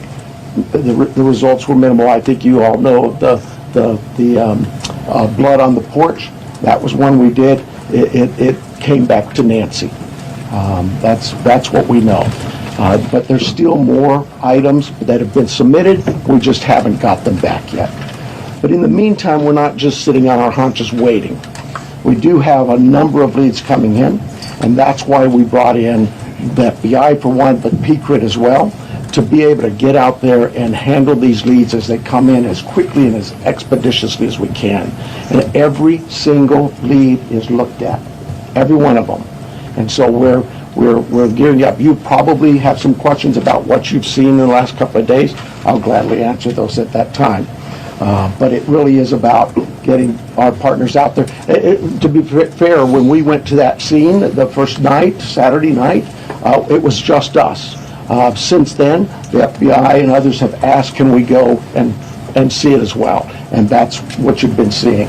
But it is a very important case to not just me and my team, but this entire community, all of our law enforcement partners. Suspects. I know there's been a lot out there about suspects, and I want to be very clear. At this time, we have not identified a suspect or a person of interest in this case. We are working our best to do that. But to be clear, we have nobody of interest or any suspects that you would consider a prime suspect. We're just not there. We're not there yet. The timeline. Yeah, is that really that? How difficult is it for you guys to hit that like button? We're at 98 likes. That's absolutely ludicrous. Okay, so let's go ahead and start hitting that like button right now. And 1, 2, 3, 4, 5. Hit that like button. 10, 20, 25, 30. Hit that like button. 40. Scratch your eyes out if you need to. Hit that like button over and over and over and over again. Make sure it's an odd number so that you land on it. But use your nose, use your toes, whatever blows. Hit that like button. Hit that like button. 10, 20, 25, 30. Hit that like button. 40. If we don't hit 110, we're not going to keep doing the show. We're only at 100, 100. We hit 105, 110, 150, 120. 125. Scratch your eyes out if you need to. Thank you very much. We're only at 102, so we're going to keep going. Hey, hit that like button. 10, 20, 25, 30. Hit that like button. 40. It's the easiest damn thing to do in the world. Use your nose, use your toes, whatever blows. Just hit the like button. It's so damn simple. It's almost amazing that nobody ever did it. Thank you very much. Hey, thanks for the jewels. I guess maybe we'll just pretend that that's where we reached Marty's challenge. Nobody knows why it's so difficult. I think we've got it on the board, do we not? This is a timeline that we have been able to develop with some of the things that we've had processed. Thank you, Kathy Friday Maker. There we go. That's the legit. That we've gathered. And you look at some of this, and I know you're going to say, well, why did it take you so long to get this to us, Sheriff? Well, because one thing, it's got to go out and be processed at different lab sites, and sometimes that stuff comes back to us, and like you, we have questions, and we say, hey, but how you doing, Marty? I was trying to check in on you earlier. Wait a minute, what is this about? What about this? Could it be that? And so it's sent back, or it's sent somewhere else.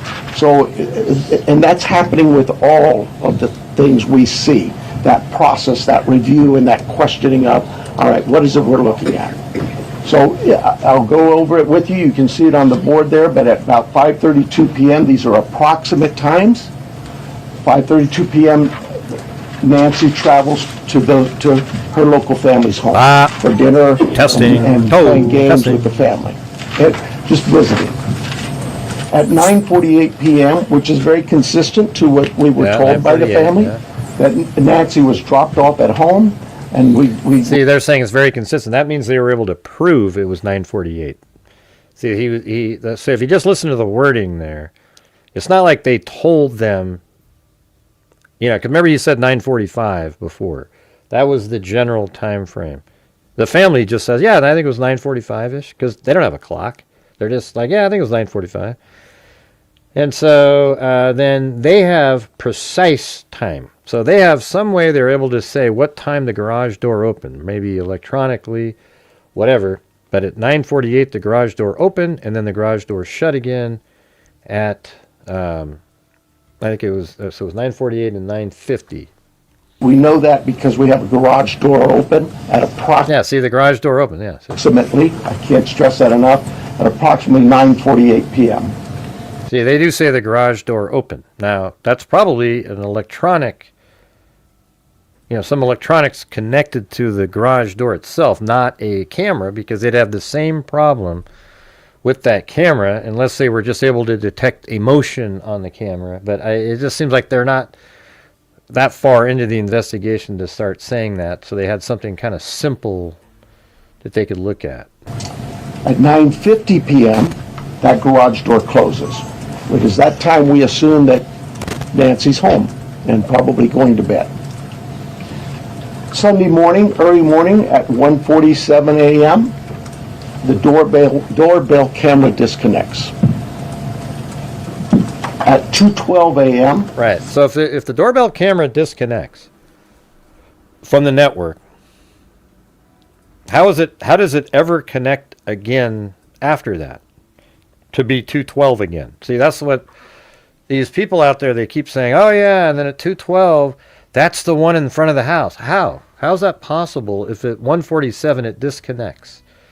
Now, I think they would say, okay, and then at 2:15, the doorbell camera reconnects. I mean, because they would know that, but it didn't. It never reconnected again. So the 2:12 they're going to mention here is a different camera. It's in the back of the house. So if we look at we zoom in here like this to the house, the only three cameras that we know about are one at the front door right in there, and then another camera, as we talked about last night, which is right there, that little nodule, that's the solar panel, the darkness there. And then there was another camera right here, and that's the solar panel there. And that camera was filming this direction.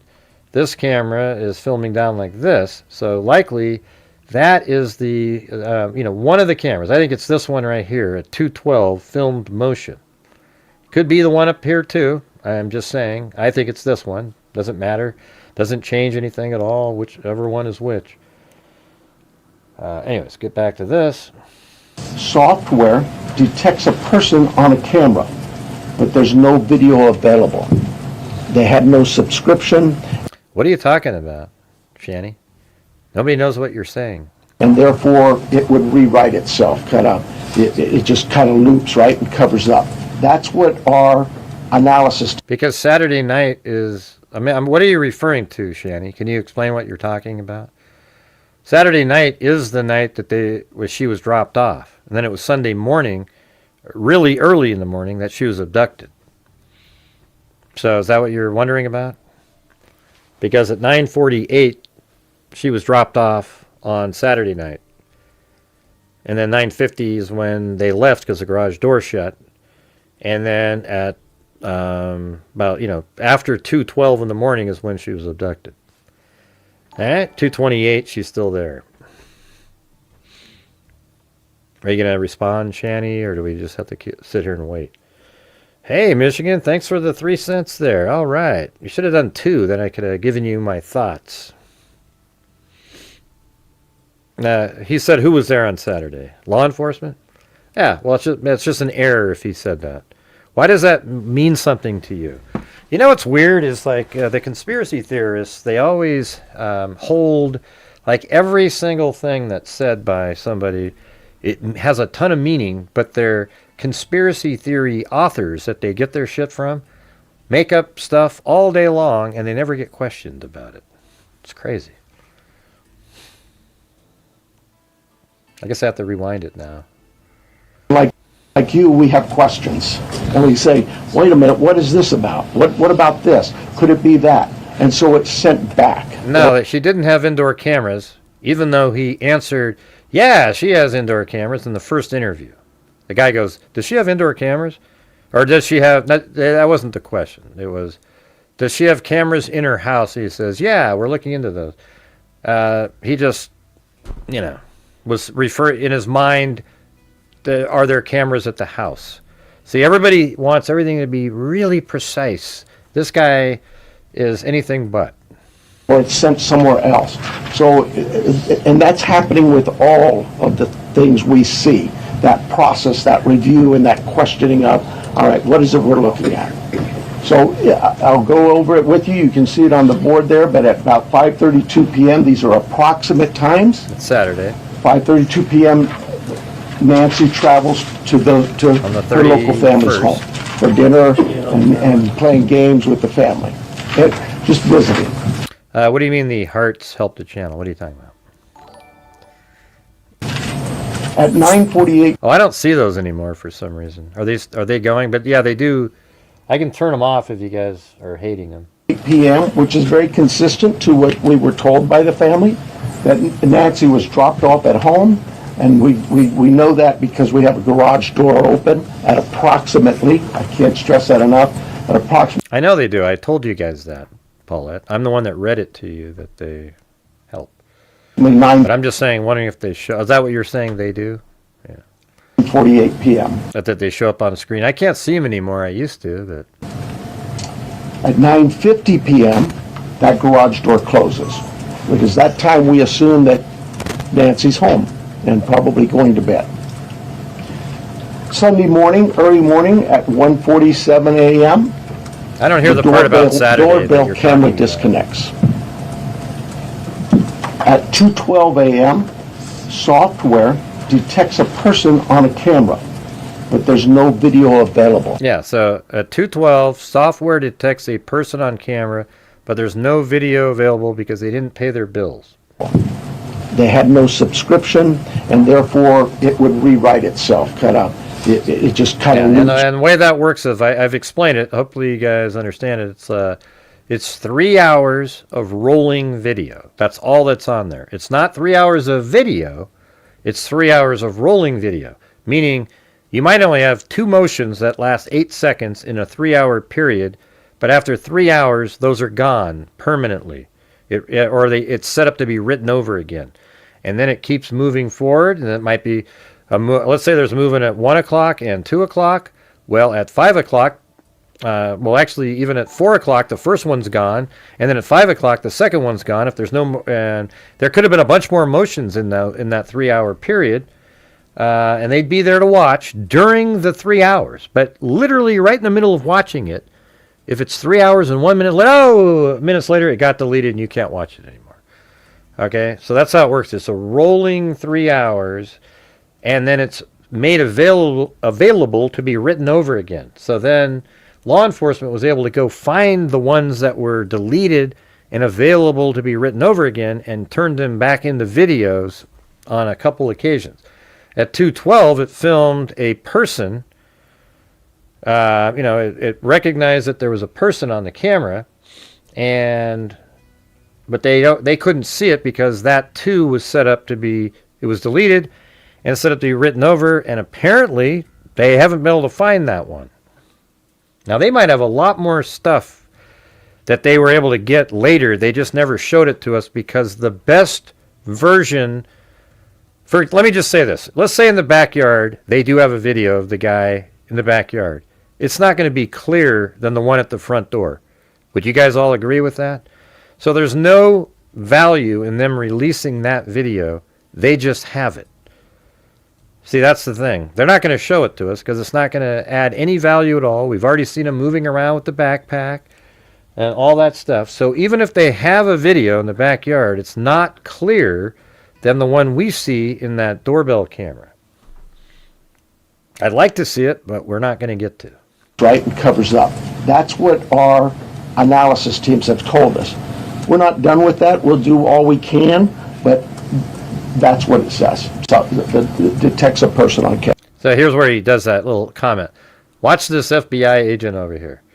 Yeah, look at there it is. It detects a person on camera, and then he screws up. Watch. Could that be an animal? I imagine. That's the greatest shot in the world. He looks over. Oh crap! Could that be an animal? That's possible. We don't know that. And he's like, see now he's thinking about what did he just give away there? So what he gave away there was that it was not an indoor camera, and we know that because he said, could it have been an animal? There isn't a soul that would even think of that naturally if it was an indoor camera. You wouldn't go, could it have been an animal? You know, no. So if it's an outdoor camera and it detects a human, you might say, could it have been an animal? So that's where we learned that it absolutely is one of these two cameras outside that filmed something at 2:12. We just have no video, but we're not giving up on that. 2:28, Nancy's pacemaker app shows that it was a disconnect from the phone. And at 11:56 a.m., the family checks on Nancy, discovers her missing, and at 12. Well, it helps. I just turned it off though for you guys. 12:03 p.m., 911 is called in to the Pima County Sheriff's Department. I believe it's about approximately 10 minutes later, 12 minutes later, our patrol teams arrive. They see the scene, and we start our response with our search and rescue teams and our detectives from homicide and various units. In fact, every unit here, I think somebody questioned, how come there's an ICAC member out here or this member? Everybody in our criminal investigations team is a part of this team and part of this investigative effort. I think with that, let me make sure.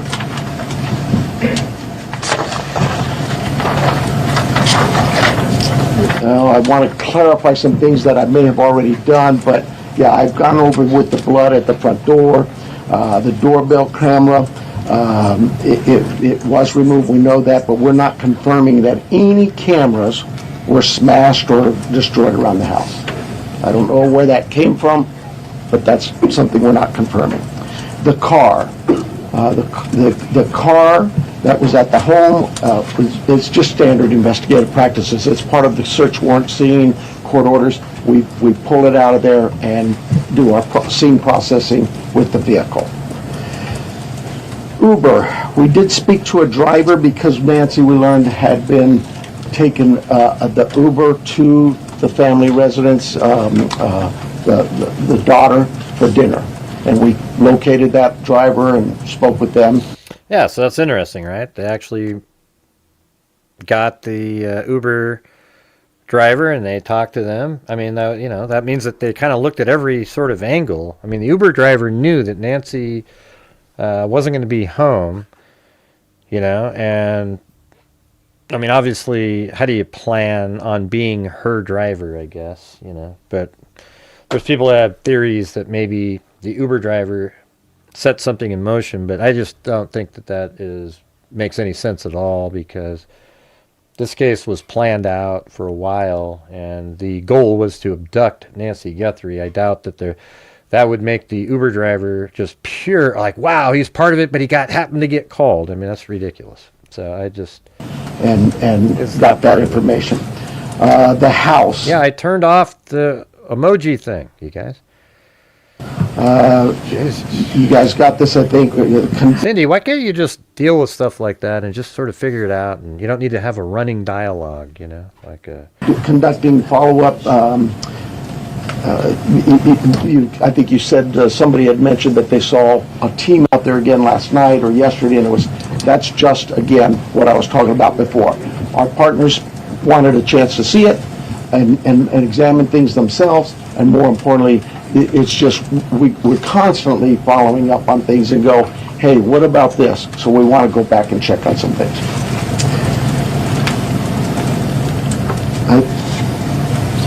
Here's the other thing. Someone had mentioned there was forced entry. I have no clue where that comes from. We have been very consistent. We are not discussing that at all. Whether it's forced entry or not forced entry, that is something we're just not discussing. So I don't know where anybody got that information. But why can't you say that? How does that affect something? I think I am about done with my piece of this. I'm going to bring up here Heath Yankee, and I think you know him if you haven't been here. John Edwards is the assistant agent in charge with the FBI here at the Tucson office. Heath Yankee is the special agent in charge for the state of Arizona out of Phoenix, and he will come up and speak.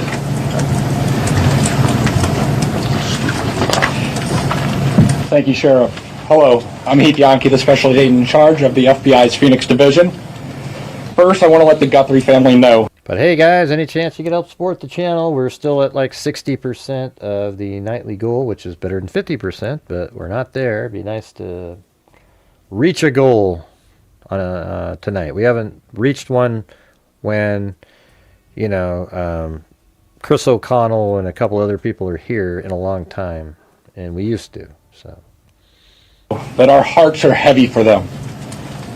After seeing your message last night, it is clear that you and your family are in pain. Please know that we are doing everything to bring your mother home. The FBI is now working this case jointly with the Pima County Sheriff's Department, and we're going to start today by announcing a $50,000 reward for information leading to the recovery of Nancy Guthrie and or the arrest and conviction. Why not do a $500,000 reward? If you're going to give $1 million, maybe you were going to pay them money to get her body back. They will pay. Well, why not do, I guess it is kind of up there, isn't it? Didn't Savannah do like 500,000 or something? Seems like right then would have been a good day for that. Of anyone involved in her disappearance, and this will be the missing persons with the reward that will be going out. The FBI has agents, analysts, and professional staff employees working day and night with our partners at the Sheriff's Department. We have deployed additional intelligence and agents from our Phoenix office. We have brought in our Critical Incident Response Group from Quantico, Virginia.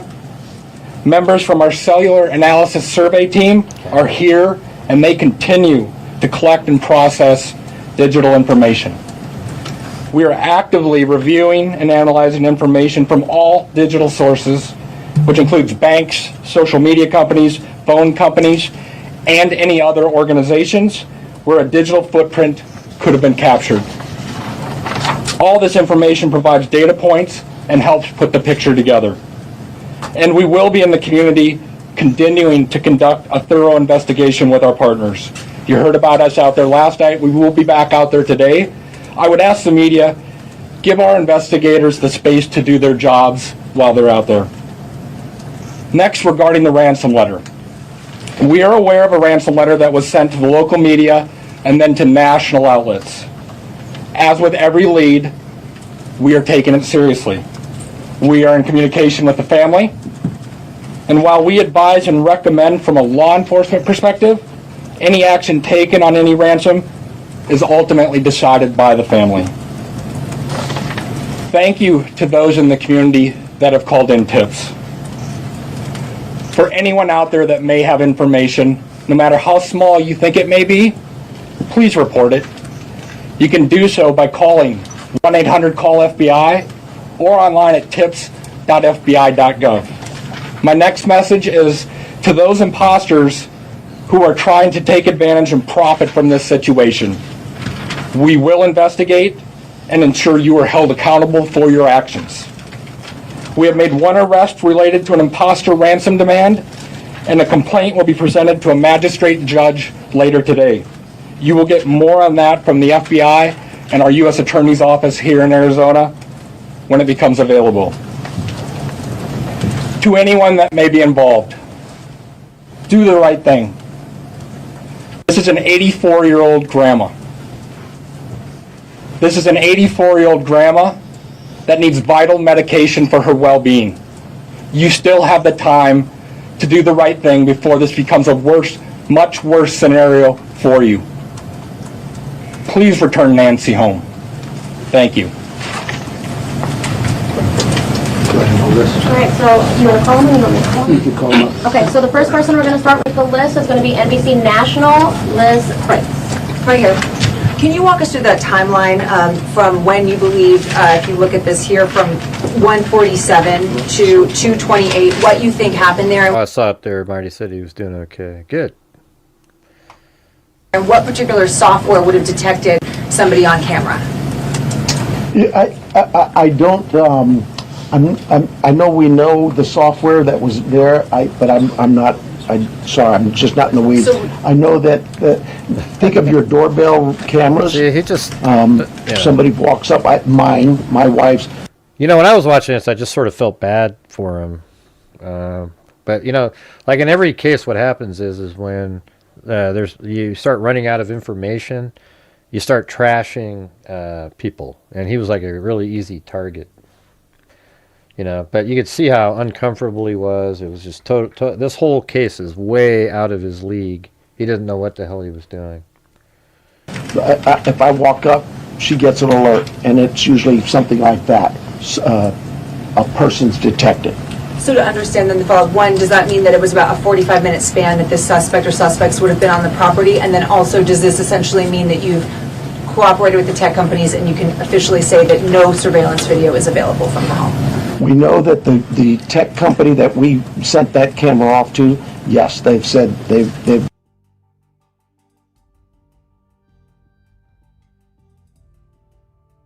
excuse me, we got one here by Christina Flaherty. I live in Tucson. There was a burned out white van in Pima County 3 days after Nancy was abducted. Dead man inside. Coincidence? Saw on local Facebook page. Okay, Facebook pages. Are there any articles about it? Seems like that would have made the paper. Thank you, too, for the super chat. See, it's an actual super chat, you guys. You see this? There's a comment in there to read. They've run out of ways to recover any video. And was it about 45 Next minutes? person's going to be ABC News, Aaron Katersky. Yeah, I'm sorry. Was what 45 minutes? Can we say it's about a 45-minute span that somebody would have been on the property then, from 147 to 228? Yeah, I think those times speak for themselves, and it is about, like I say, those are approximates. So yes. I'm sorry. Who was next? Did Aaron you say? Katersky, ABC News. Hi, Sheriff. Thanks very much. Is there information that you are purposefully withholding because of the active investigation that might be leading you in a particular direction? You know, this is no different than any criminal investigation that we conduct here. Law enforcement has conducted investigations since 1865 here in Pima County. We're always mindful of what it is that's in front of us and what we should release and can release. There's legal guidelines that guide us, but there's also strategy too. So, you know, I'll leave that for you to determine. Now that you are having such an injection of manpower from the Pima Critical Incident Team and the FBI, were you slow to bring that in at the outset? Should all of these resources been brought to bear sooner? I guess that, you know, it's Monday morning quarterbacking. I do it all the time, so you have the opportunity to do it for me. I'll take that hit.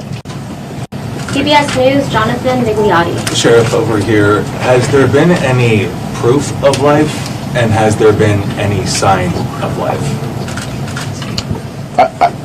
I'm going to, anything to deal with the ransom notes and that, I would defer to the FBI, but no, to my knowledge, we're still looking for Nancy. And for my follow-up question, if I can speak with the special agent, What was it about this apparent ransom note that now 3 days on, you first haven't been able to validate, and second, it warranted informing the Guthries of its existence? So the ransom note that was sent out there, obviously every lead in this case we are taking extremely serious.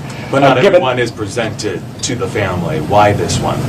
Because this was the ransom that came in and it had facts associated with a deadline, with a monetary value they were asking for. So at that point... What were some of those facts, if you can, because there's been a lot of speculation, as you know, if you could set the record straight. Yeah, the ransom itself, one talked about an Apple Watch and one talked about a floodlight. We're not going to go into... That's interesting how he mentioned every single thing that was mentioned. The specifics. It's very important that we keep this investigation moving forward, and we don't want to put more facts out there that others then can use to try to profit from this. Who else would know about an Apple Watch? Ed Lavandera. Hey, Agent, I want to follow up with you real quick on that. There have been, as far as we know, I think 3 ransom notes so far, 1 arrest. Are they all different, or you think there's different authors behind all of them, or? So the one that went to the media is the one we were currently investigating and working on. The imposter that I talked about, where an arrest was made early this morning, that there will be more information.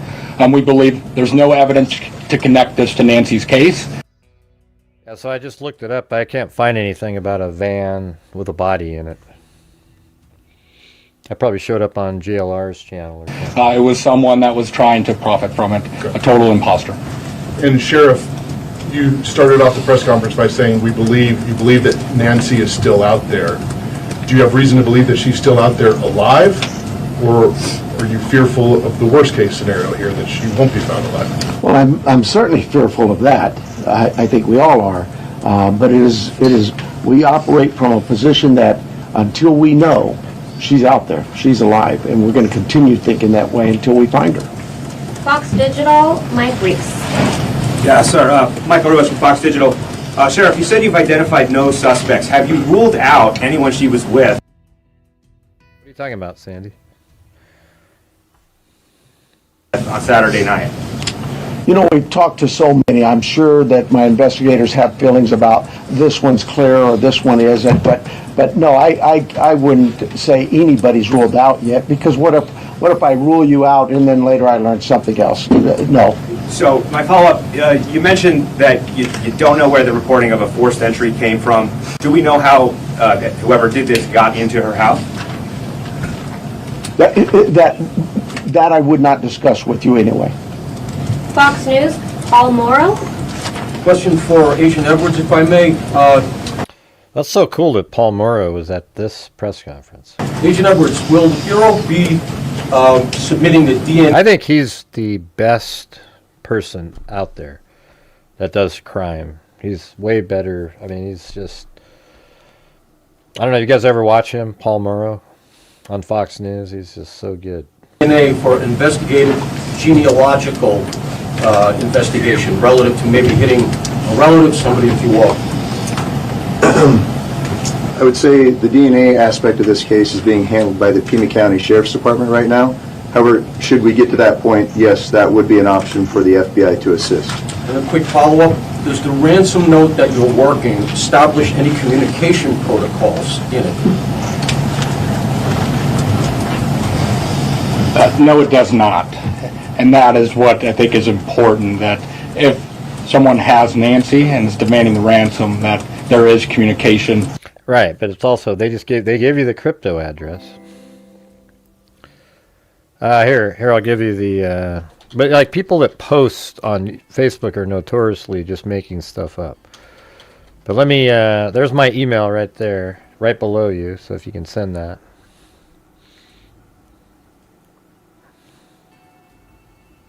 And thanks again there. The family. We talked about has been no proof of life, and there was no other demands within that letter. So they're still waiting for communication. ABC affiliate, Ashley Bolden. Yeah, right here, Ashley Bolden. When you say the doorbell camera was disconnected, do you believe that camera was taken? We do not have it in our possession. We've not located it. And then a follow-up. I know that we've been hearing a lot about ransom notes. We were also hearing in that video that was put out by the Guthrie siblings, and I don't know if this is a question for the FBI. They don't have it, but they've also told us that that camera disconnected from the network at 1:47. So that should be obvious that somebody took it that night. And then they end up finding the actual taking of it on camera later. That's the video that we've seen. Or yourself, but the challenges of seeing an image and knowing that it's real. Could one of you address that? Has the family received correspondence, any images, videos? So we're not going to go into facts regarding this part of the investigation. I think part of that message was with AI these days, you can make videos that appear to be very real. So we can't just take a video and trust that that is a proof of life these days because of the advancements in AI and trying to actually get a proof of life that we can verify. But we're not going to go into anything the family may or may not have received. KOLD, Catherine Patterson. So in regards to a timeline on that ransom note, is that being an impact in your investigation? Are we nearing that timeline? I'm sorry, one more time. So in regards to the timeline in the ransom note, are we nearing that timeline? And is that playing a part in the investigation? We're not going to go again into specifics of that part of the investigation with the ransom note other than what we've put out there. We've been transparent. We're talking about we are working that ransom demand, but we don't want to go anything further than that could impact any opportunities. So thank you. Is there? I don't think that would impact any opportunity at all. At least the part that we've seen. And maybe that's why we haven't seen some of the other parts. Any additional physical evidence at the crime scene other than the technology that you guys are using for this timeline? Is there anything else that's helping you guys other than really the technology? Well, I think I said on day one is that it's technology that's going to really help us solve this case. But no, I mean, you know, we did do a process of that scene for biological evidence, so we're still hopeful that maybe something will show up there as well. Arizona Republic, Richard Relas. Agent Yankee, yes. We saw on the scene, I believe it was you, taking a tripod into the home of the sister. How involved was the FBI, if at all, in creating the video? Any advice for the family on what to say to the video? I would say we use our expertise and provide consultation and advice anytime a family would ask for our advice in a kidnapping. It's ultimately the family's decision of what they put out and any messages they put out. But we were, obviously you're all documenting every move we make. We were there last night in talking with the family. But every decision is theirs. Right, that was a tripod and a ring light. And Sheriff Nanos, you said the blood was found on the porch and on the front stoop. Just wanted to verify that? I say porch, front stoop. It's all in that same general area by the front door. Front of the house? Front door, yes. What, given her medical condition and the fact that it was her blood, as you say, what would her medical condition do with her recovery if she indeed bled out or was bleeding when she left the house? Well, again, I've got to be careful for HIPAA, but I would say this. We know she is in need of medication, daily medication. And we also know that this is day 4 or 5 and still we don't know that she's getting her medication. That could in itself prove fatal. And for the that'll be that question. For KGUN News, we have Craig Smith or Athena. I'll get that for you. I'll do that. Craig. KGUN, Athena, Craig left. Have you been in communication with anyone who you believe could be the kidnapper? Man, they said they're going to answer 2 more questions, and then it goes on for another 20-something minutes. You know, it goes back to what we talked about. Nobody's eliminated. Yeah, I don't believe in those kind of people, Ashley Snow. So, also don't bring up. If I want to bring up another channel, I'll put it in the chat. Okay, but I don't believe in those types of people. I think it's just, a lot of times it's just common sense. They have no special powers. They look at somebody's statements and go, ooh, yeah. Yeah, that's just common sense stuff. you know, so it doesn't take extra thinking or ability or anything like that. I don't buy into it, you know. We just really don't have enough to say, this is our suspect, this is our guy, we know, or our gal. We just don't know that. And it's really kind of reckless to report that someone is a suspect when they could very well be a victim. You know, I should say, Christina, what? What are you saying? Then you'll send another super chat in and say, yeah, it's in the... Okay, it's KVOA. All right, okay, let's look at it. All right, let's see. Yeah, we don't do spirit boxes or, you know... I think the biggest one is the, you know, like the facial, what do you call it, the behavior, you know, looking at somebody, how they're doing with their hands and so forth, and going, oh, look at this means. Yeah, it doesn't mean anything. You know, you might be right 52% of the time. All right, let's see what this says. On Wednesday morning, a body was found in a vehicle that was on fire. According to Pima County Sheriff's Department, this is on February 5th. Officials confirmed the incident is not related to Nancy Guthrie. Okay, well, there you go. I mean, that would have been interesting, but it does say right here, the incident is not related. They responded to a vehicle fire around 7. Let's see, where is that? What Is underway tonight after in South to the vehicle fire around 7 a.m. yesterday. The Pima County Sheriff's Department says they responded to the vehicle fire around 7 a.m. at San Joaquin and Ajo Highway. Yeah, let's just see where that is. Hold on.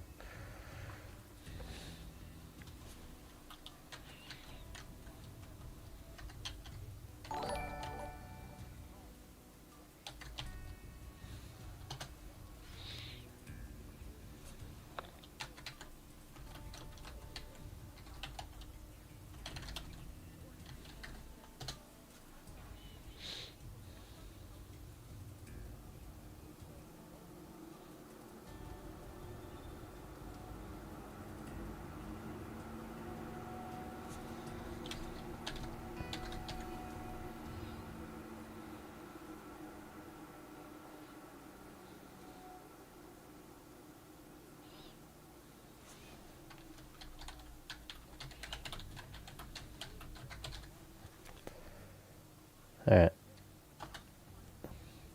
So that's like way down there. This is where Nancy Guthrie's home is, you know, right here. And then this is taking place down there. You know, they do say in there. Yeah, it could be Fox 5, sure. But to sit there and say that it's not real ransom notes because you want to listen to people that weren't investigators that are in the case, then, you know, that was kind of, you were so adamant, like 2 or 3 times, you know, it's crazy. On February 4th, Pima County Sheriff's Department responded to a vehicle fire around 7 a.m. That was it.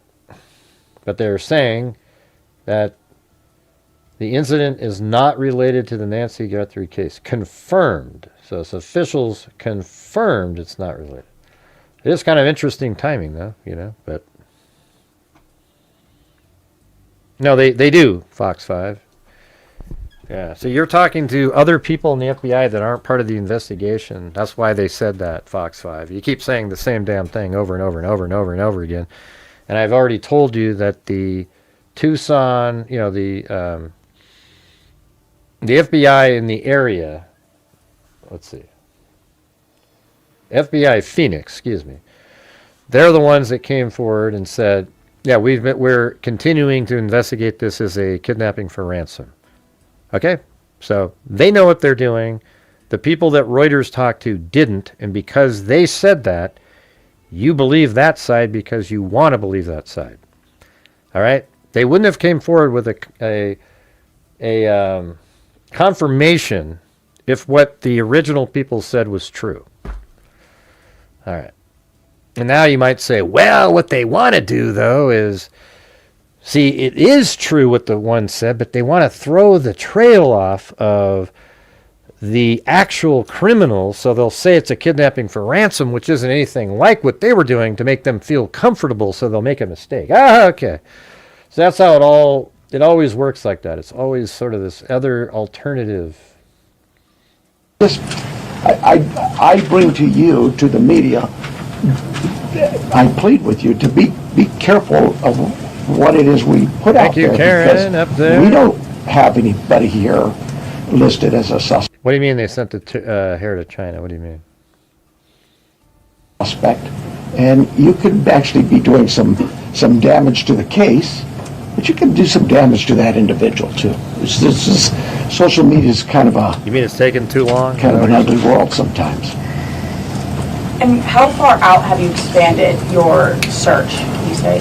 You know, I would tell you this. Look, nothing's off the table. If we get a lead that there's somebody, hey, you've got this over here or over here, we're going, and that will expand and expand and expand. I think the FBI, with their billboards, they're now planning to put those up at every state around here, at all of our neighboring states. So, we use you, the national media, the FBI with their national outreach, to affect that for us.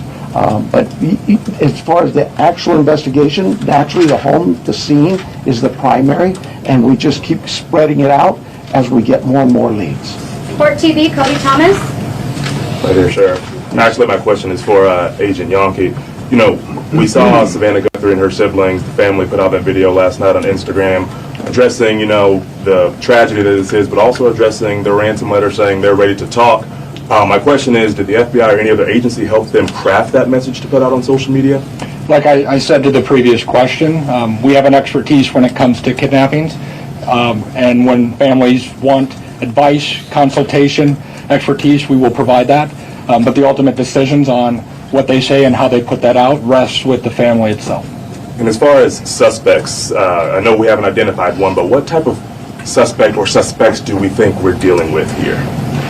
At this time, like the sheriff has said, there is no primary suspect identified, so it could run the gamut. So. KPNX, Troy Hayden. Are you actively investigating the son-in-law in this case? I know there were reports earlier this week, and you refuted that. You said you haven't eliminated everybody. Have you eliminated him or come close to it, or are you actively looking at him? We're actively looking at everybody we come across in this case. Everybody. We would be irresponsible if we didn't talk to everybody. The Uber driver, the gardener, the pool person, whoever, everybody. It's so cliche, but everybody's still a suspect. Hey, thanks for sending that over there, Christina. That would be kind of interesting. If they hadn't ruled it out, I'd be like, that is interesting. In our eyes, that's just how we look at things and think as cops. Does that mean we have a prime suspect? No, and the family's been very cooperative. They've done everything we've asked of them, and we want that relationship to continue.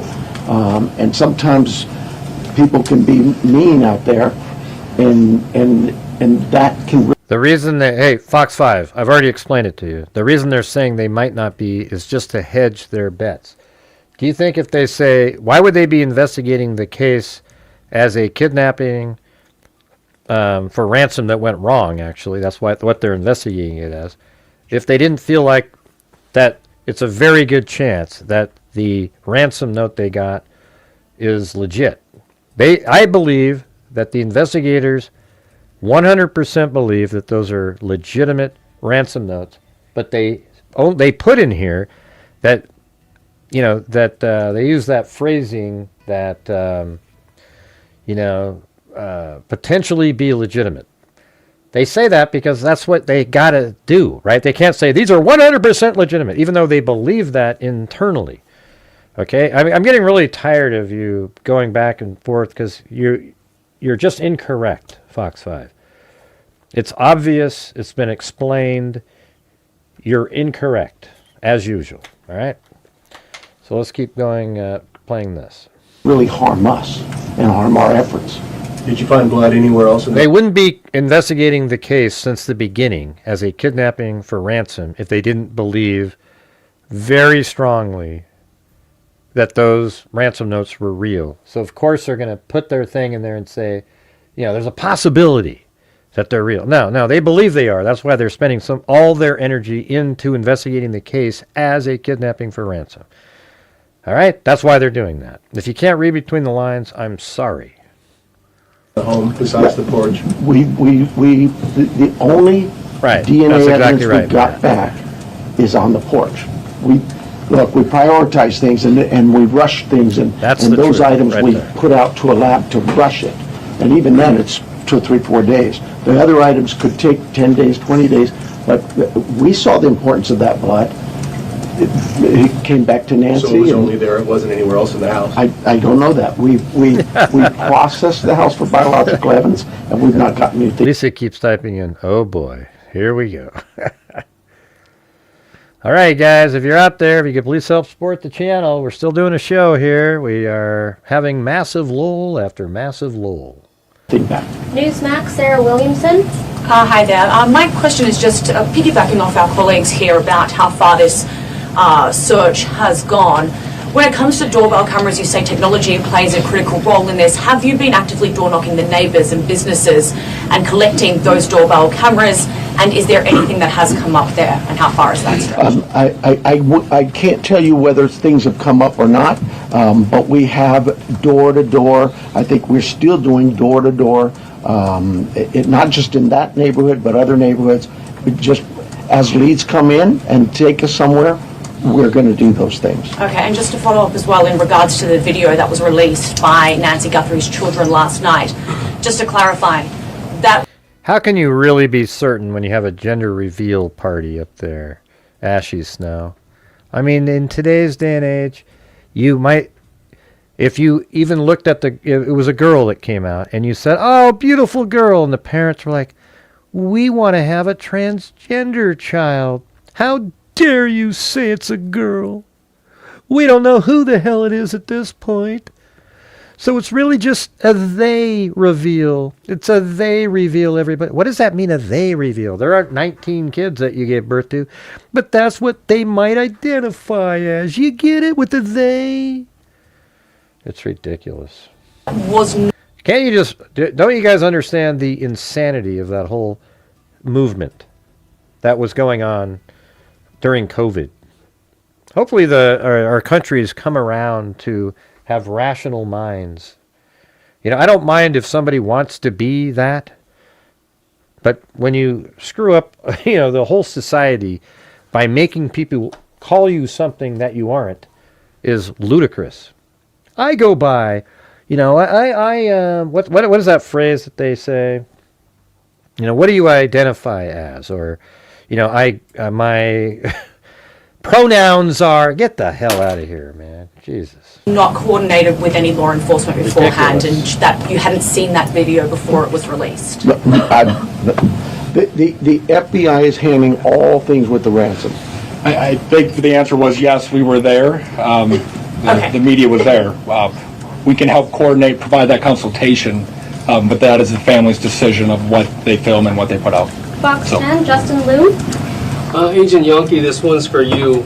Following up on that video that was released yesterday. I know it's not gone yet, but I think people are woke, sort of awoken to how just idiotic it was.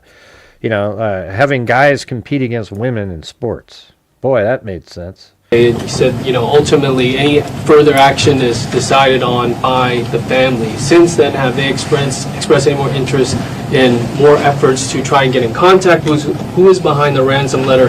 And do you have a crisis or any sort of hostage negotiator with your team for that type of situation if it moves? I like COVID days too. You guys supported the channel a hell of a lot better back then. Moves forward. So the two parts of that question I think it's pretty clear. The family wants to be contacted. They know time is of the essence, and if those that may have Nancy are watching this, the family is ready to talk, get proof of life, because there has been no contact after that ransom note went to the media. For your second question, yes, we have crisis negotiators. That is part of our team here. Yeah, how does it make sense when you say, hey, my pronouns are they and them? And then you walk up to them and you say, hey, them, do them want a cookie? Does that make sense to anybody? Hey, do them want a cookie?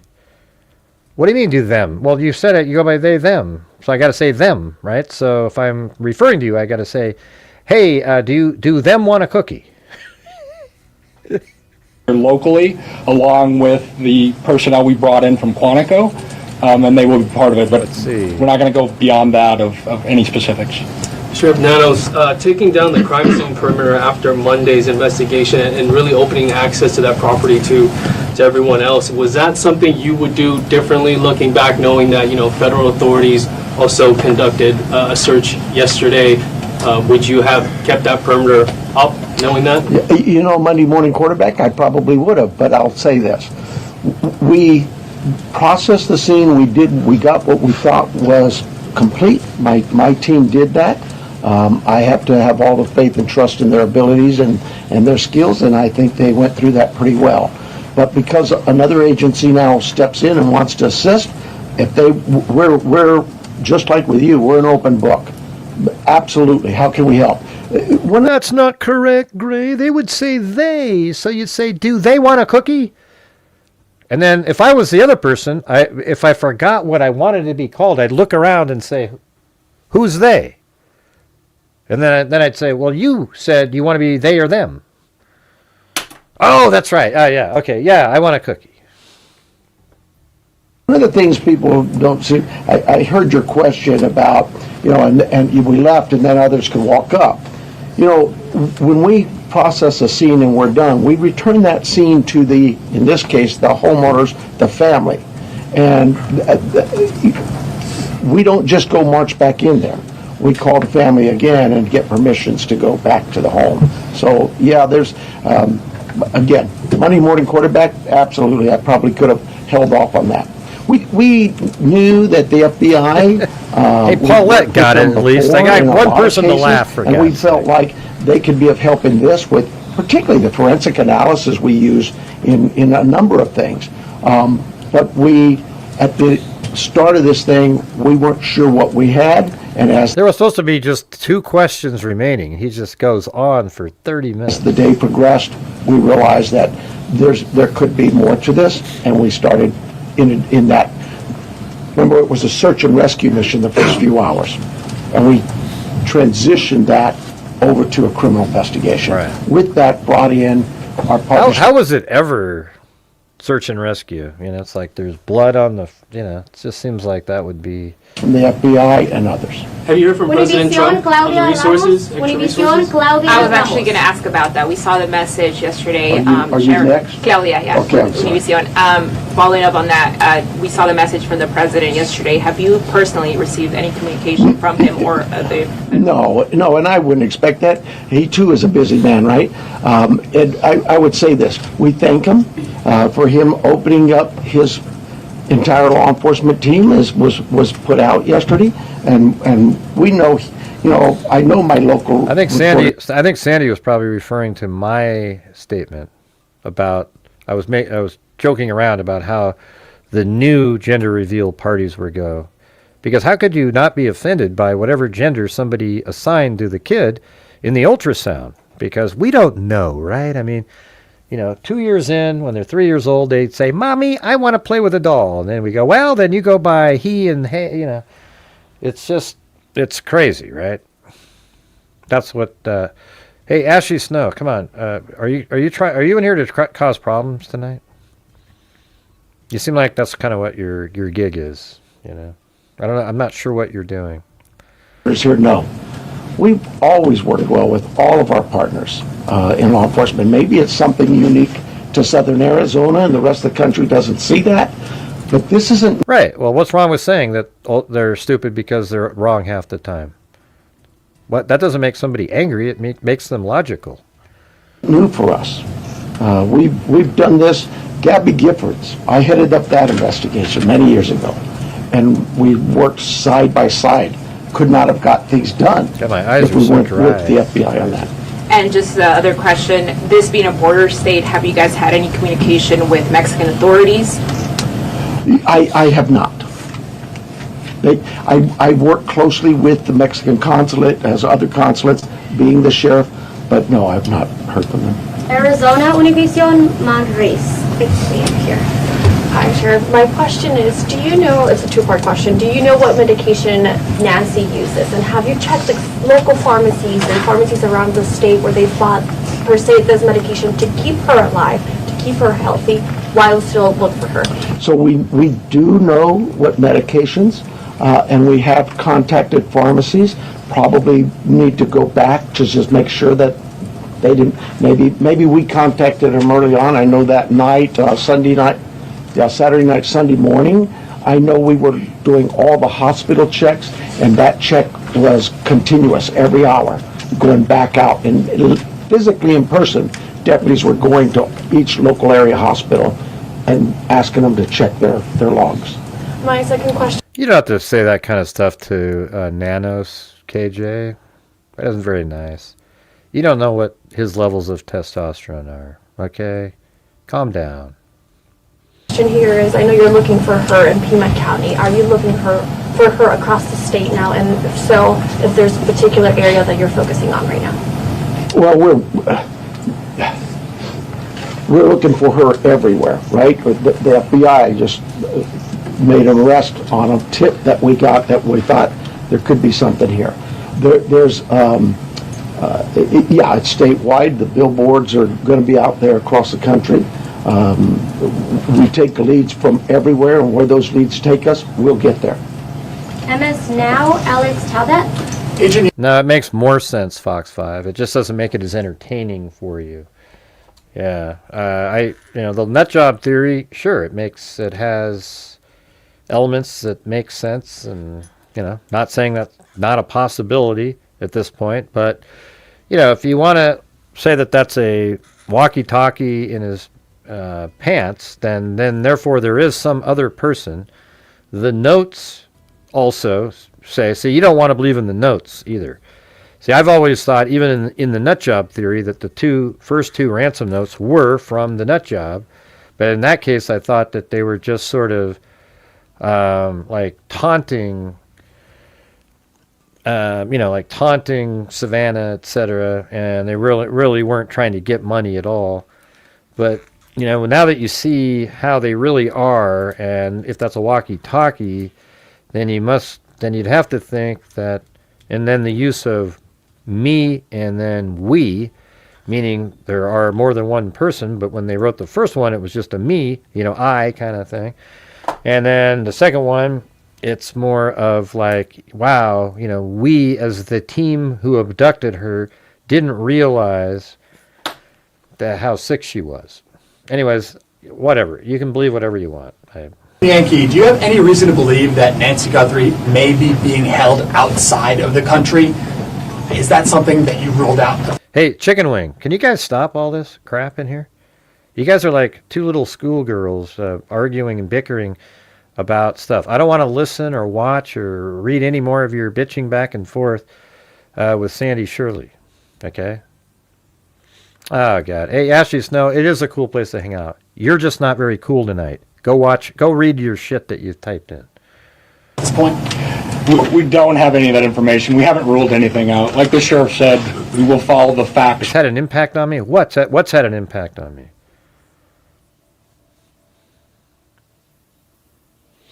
Yeah. Wherever they take us, whether it is outside of the state of Arizona or over the border, we will follow the facts. And yeah, well, I mean, I have told my moderators, I just want you guys to be nice to people. We don't need to do the, oh boys, come on, you know what I'm talking about. Just let them say what they want to say, have their conversations. I've said that a million times. I don't really get to watch what they're saying. I'm just doing what I'm doing. But yes, I want the moderators in here to be not like me. Okay? You're the ones that, encourage people to communicate, be nice to everybody, even if it's frustrating for you. That's how I need you guys to be like that. All right? I'm the one that sometimes goes, oh, God, that's ludicrous. And then because I said it, doesn't mean that you need to say it. It just means that I said it. That way you guys can be the cool people, and I am not. Go there, but we have no indication anything over the Mexican border. And you mentioned on the... Just quit defending and doing all the stuff that you guys are doing. Yeah, nobody knows what happened. I'm just trying to put together the most likely pieces, Fox 5. That's what I'm trying to do. The ransom note, there were details about the Apple Watch and the floodlight. Yep. The ransom notes that were sent out to TMZ, KGUN, and KOLD. I don't know. Maybe Sandy wasn't having a great day today. Just don't worry about it. Are they all the same ransom note? Do they contain the same details in each of those individual ransom notes? The ones that I am tracking and aware of were the same. Yeah, I think what makes the chat a shitty place, Ashy Snow, or people like you, though, really, you come in here, you sort of start the bickering and then pretend that, oh, people aren't showing up because one of the moderator. It's ludicrous, okay? I know the real reason, okay? So if you don't like it here, don't be here. If you like it here, great. We were having a normal, nice conversation earlier in the show, but we don't need you to be in here trashing and getting upset with the moderators, okay? It's embarrassing for you. Went to TMZ also. News Nation, Brian Enton. Agent Yankee, sorry, over here. Yes. When did the first ransom note arrive? And the reason I ask is because the Apple Watch has been in the news and on social media, and you could see like floodlights on video. So was it before those things were out? Sure, it's Thanksgiving Day. I don't have the specific time frame as I sit here today of what time it came in, but that you are right. Anyone could see a floodlight hanging down, could have seen some of those things. The watch has been talked about, so that timing is tricky, but that's why we're taking it serious no matter what and following the leads on that. But I don't have the time frame that the first note came in as I sit here today. Thank you. And my follow-up is for the sheriff. In the house, were there any signs that someone tried to clean up or maybe destroy evidence? I can't talk about the crime scene, so I'll give you another shot, another question. My other question is, I heard the agents say that it was a joint investigation now. At the other press conference, the FBI said they were assisting. Is it joint now? I mean, are both agencies in charge now? Look, there's no ego here. We in this part of the country, we'll take anybody's help. It's not about, it's not about who's in charge. From day one, when we contacted the FBI, they were that gracious to say, whatever you need. And so that's really it. And they're great partners, just as my other local law enforcement brethren. I didn't even have to ask. That's what's really amazing. I haven't had to call anybody. They've called me. Sheriff, what do you need? Arizona's family, Brianna Whitney. Hey, Sheriff.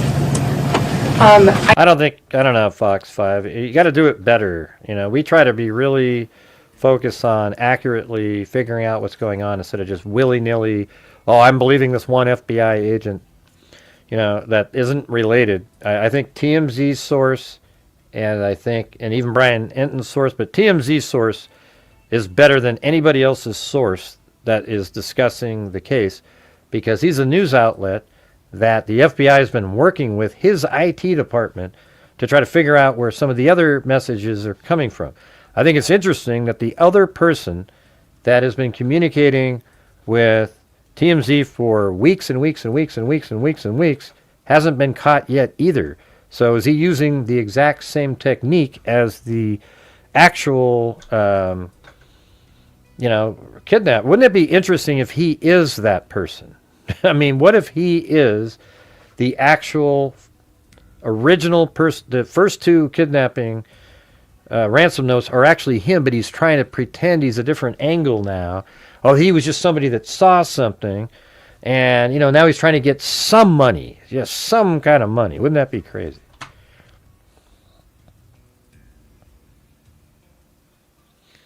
I know you had the crime scene process. You said you went back out there. Your partners wanted to see it.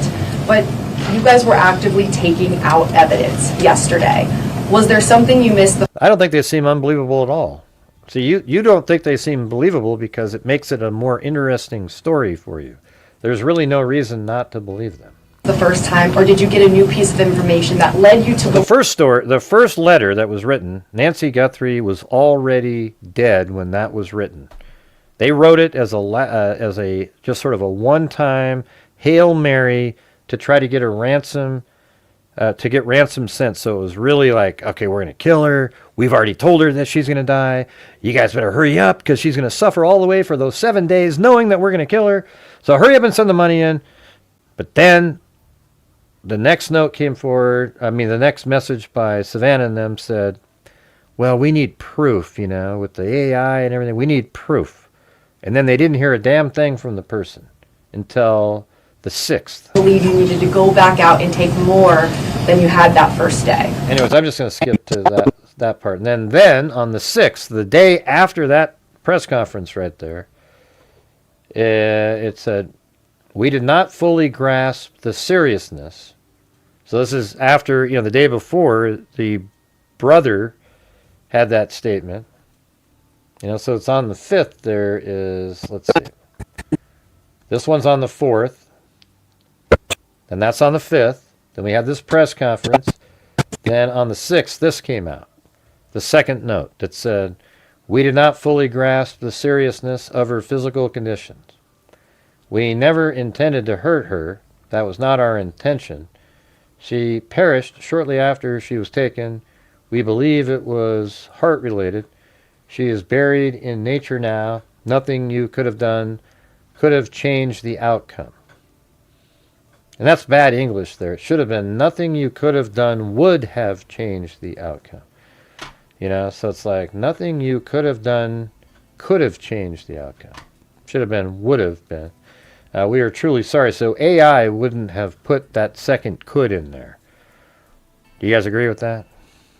Just to throw that out there. Like if you were doing AI wouldn't say nothing you could have done could have changed the outcome. It said nothing you could have done would have changed the outcome. Right? There you go. Man, this chat's just, it's not good tonight. It's just, it's ridiculous. I look down and all you guys are talking about is the same shit over and over again. And teary eyes because somebody's going to bed. Would you guys just focus on what we're doing here, please? And then this one came out on, so after this came out on the 6th that said, we did not fully grasp the seriousness of her physical conditions. We never intended to hurt her. That was not our intention. She perished shortly after she was taken. We believe it was heart-related. She is buried in nature now. Nothing you could have done could have changed the outcome. We are truly sorry. Then, because of that, beg you now to return our mother to us so that we can celebrate with her. Right after that, it said, we received your message and we understand. They wouldn't be doing this if the FBI didn't say, hey, we think these are real. We beg you now to return our mother to us so that we can celebrate with her. This is the only way we will have peace. This is very valuable to us, and we will pay. We received your message, and we understand. We beg you now to return our mother to us so that we can celebrate with her. This is the only way we will have peace. This is very valuable to us, and we will pay. So again, look at back this because not one response came in. If this was done by AI, it wouldn't have put this could in here. Do you guys agree with that?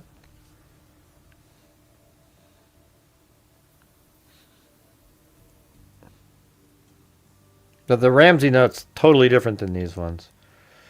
Anyways, I'm done doing this little back and forth with you, Fox 5. If you have something interesting to say or something enlightening that'll help sort of move along and is convincing in any way, shape, or form, go ahead and put that comment in there. That would be great. All right, so there's no way it would say, nothing you could have done could have changed the outcome. It's nothing you... So that means they wrote this thing. Because AI wouldn't have put that in there. I wonder if I put that, if I gave that to AI, if it would say, yeah, that. Anyways, I'm gonna get going, you guys. You guys are, it's just, nobody's responding to anything. Thanks, Allie Cake. We have Fishing. We have Karen. Then we have Rob Thomason. Then Karen. Then Wild Bill Wassman. Rob Thomason again. Allie Cake. Wild Bill Wassman. Carrie. Wild Bill. Allie Cake. Danny Mitchell. Wild Bill Wassman. Karen. Joel. Wild Bill. Allie Cake. Tracy Antioch. Michigan. This has just been the most unenjoyable. It's just ridiculous. You guys are just not focused on anything. You're just rambling on about totally unrelated things. Karen, Matt Lamb, Michigan. Kathy Friedenmaker, Michigan. Michigan. Michigan, he's giving away the jewels. Michigan again, 2 cents, 1 penny there. Christina Flaherty, and thanks Marty for the coffee. I said it earlier. And then Christine Flaherty and Karen. You guys, I'm not going to do shows if you guys are like this right here. This is ridiculous. I just went over this thing. I asked you 4 different times about this wording here, and you guys are still doing this. Like, I mean, are we off the air or what's going on here? I don't even know what's happening. There's not one response this whole time. What's the point of doing a show? I'm not just here to ramble on. I want to listen, kind of see what you guys are thinking, etc. Hello? Anybody there?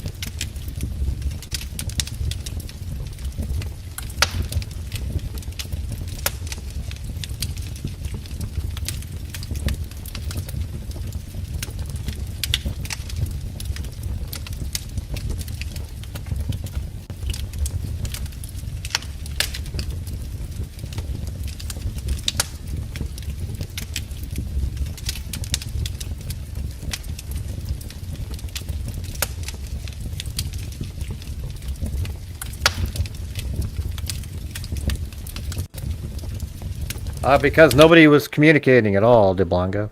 That's what I'm saying. I'm sitting here doing a show, asking questions, and everybody's talking about an argument they had in the chat.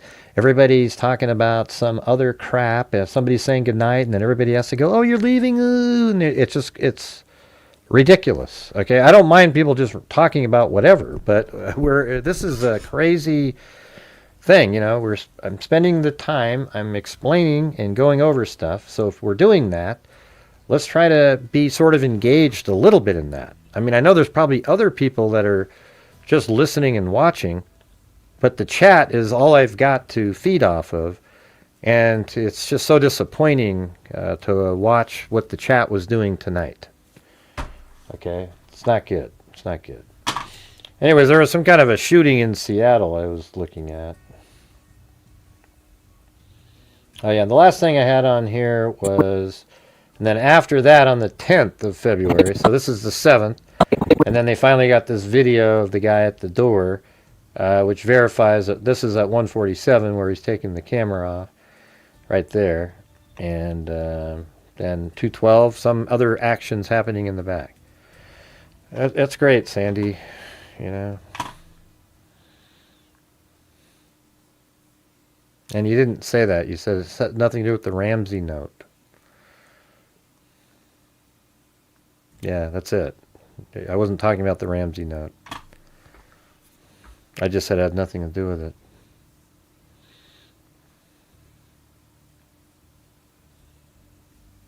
Right.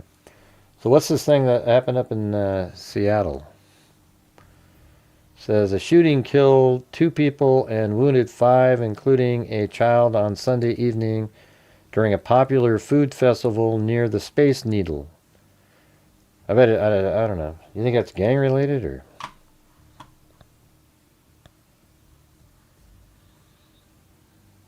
Okay, Sandy, I just don't care, all right?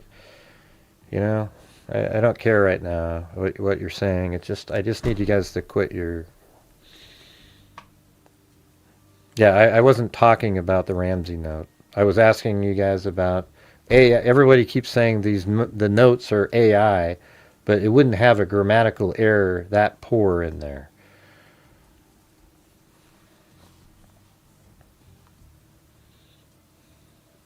So it says 5 patients were transported to Harborview Medical Center, including a 56-year-old woman in serious condition, a 2-year-old boy, a 23-year-old man, and a 39-year-old woman are in stable condition, while a 40-year-old woman had minor injuries.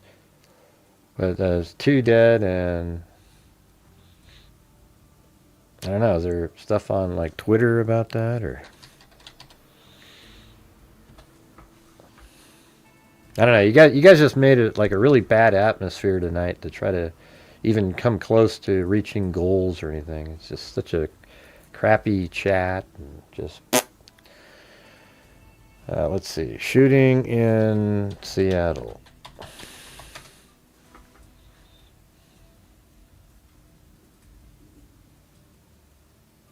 Oh man, that's crazy. Let's see. News. Seattle mass shooter terrorist has been known to locals to be an extremely aggressive, mentally ill man. Although cornered, I don't know if that's really him or not.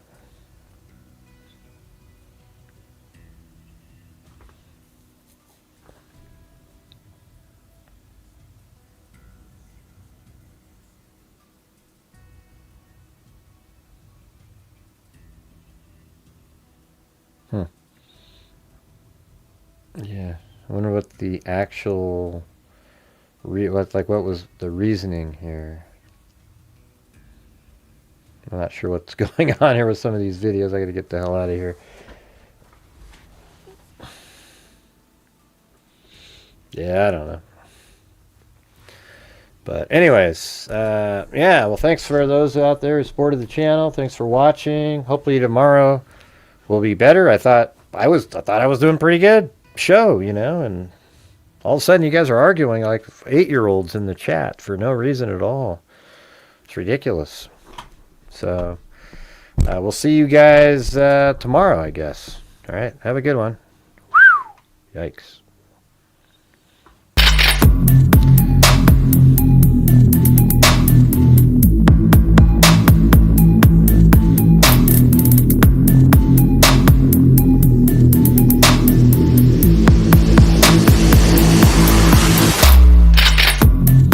And Karen's PayPal, and we got one $5 one from Sandy.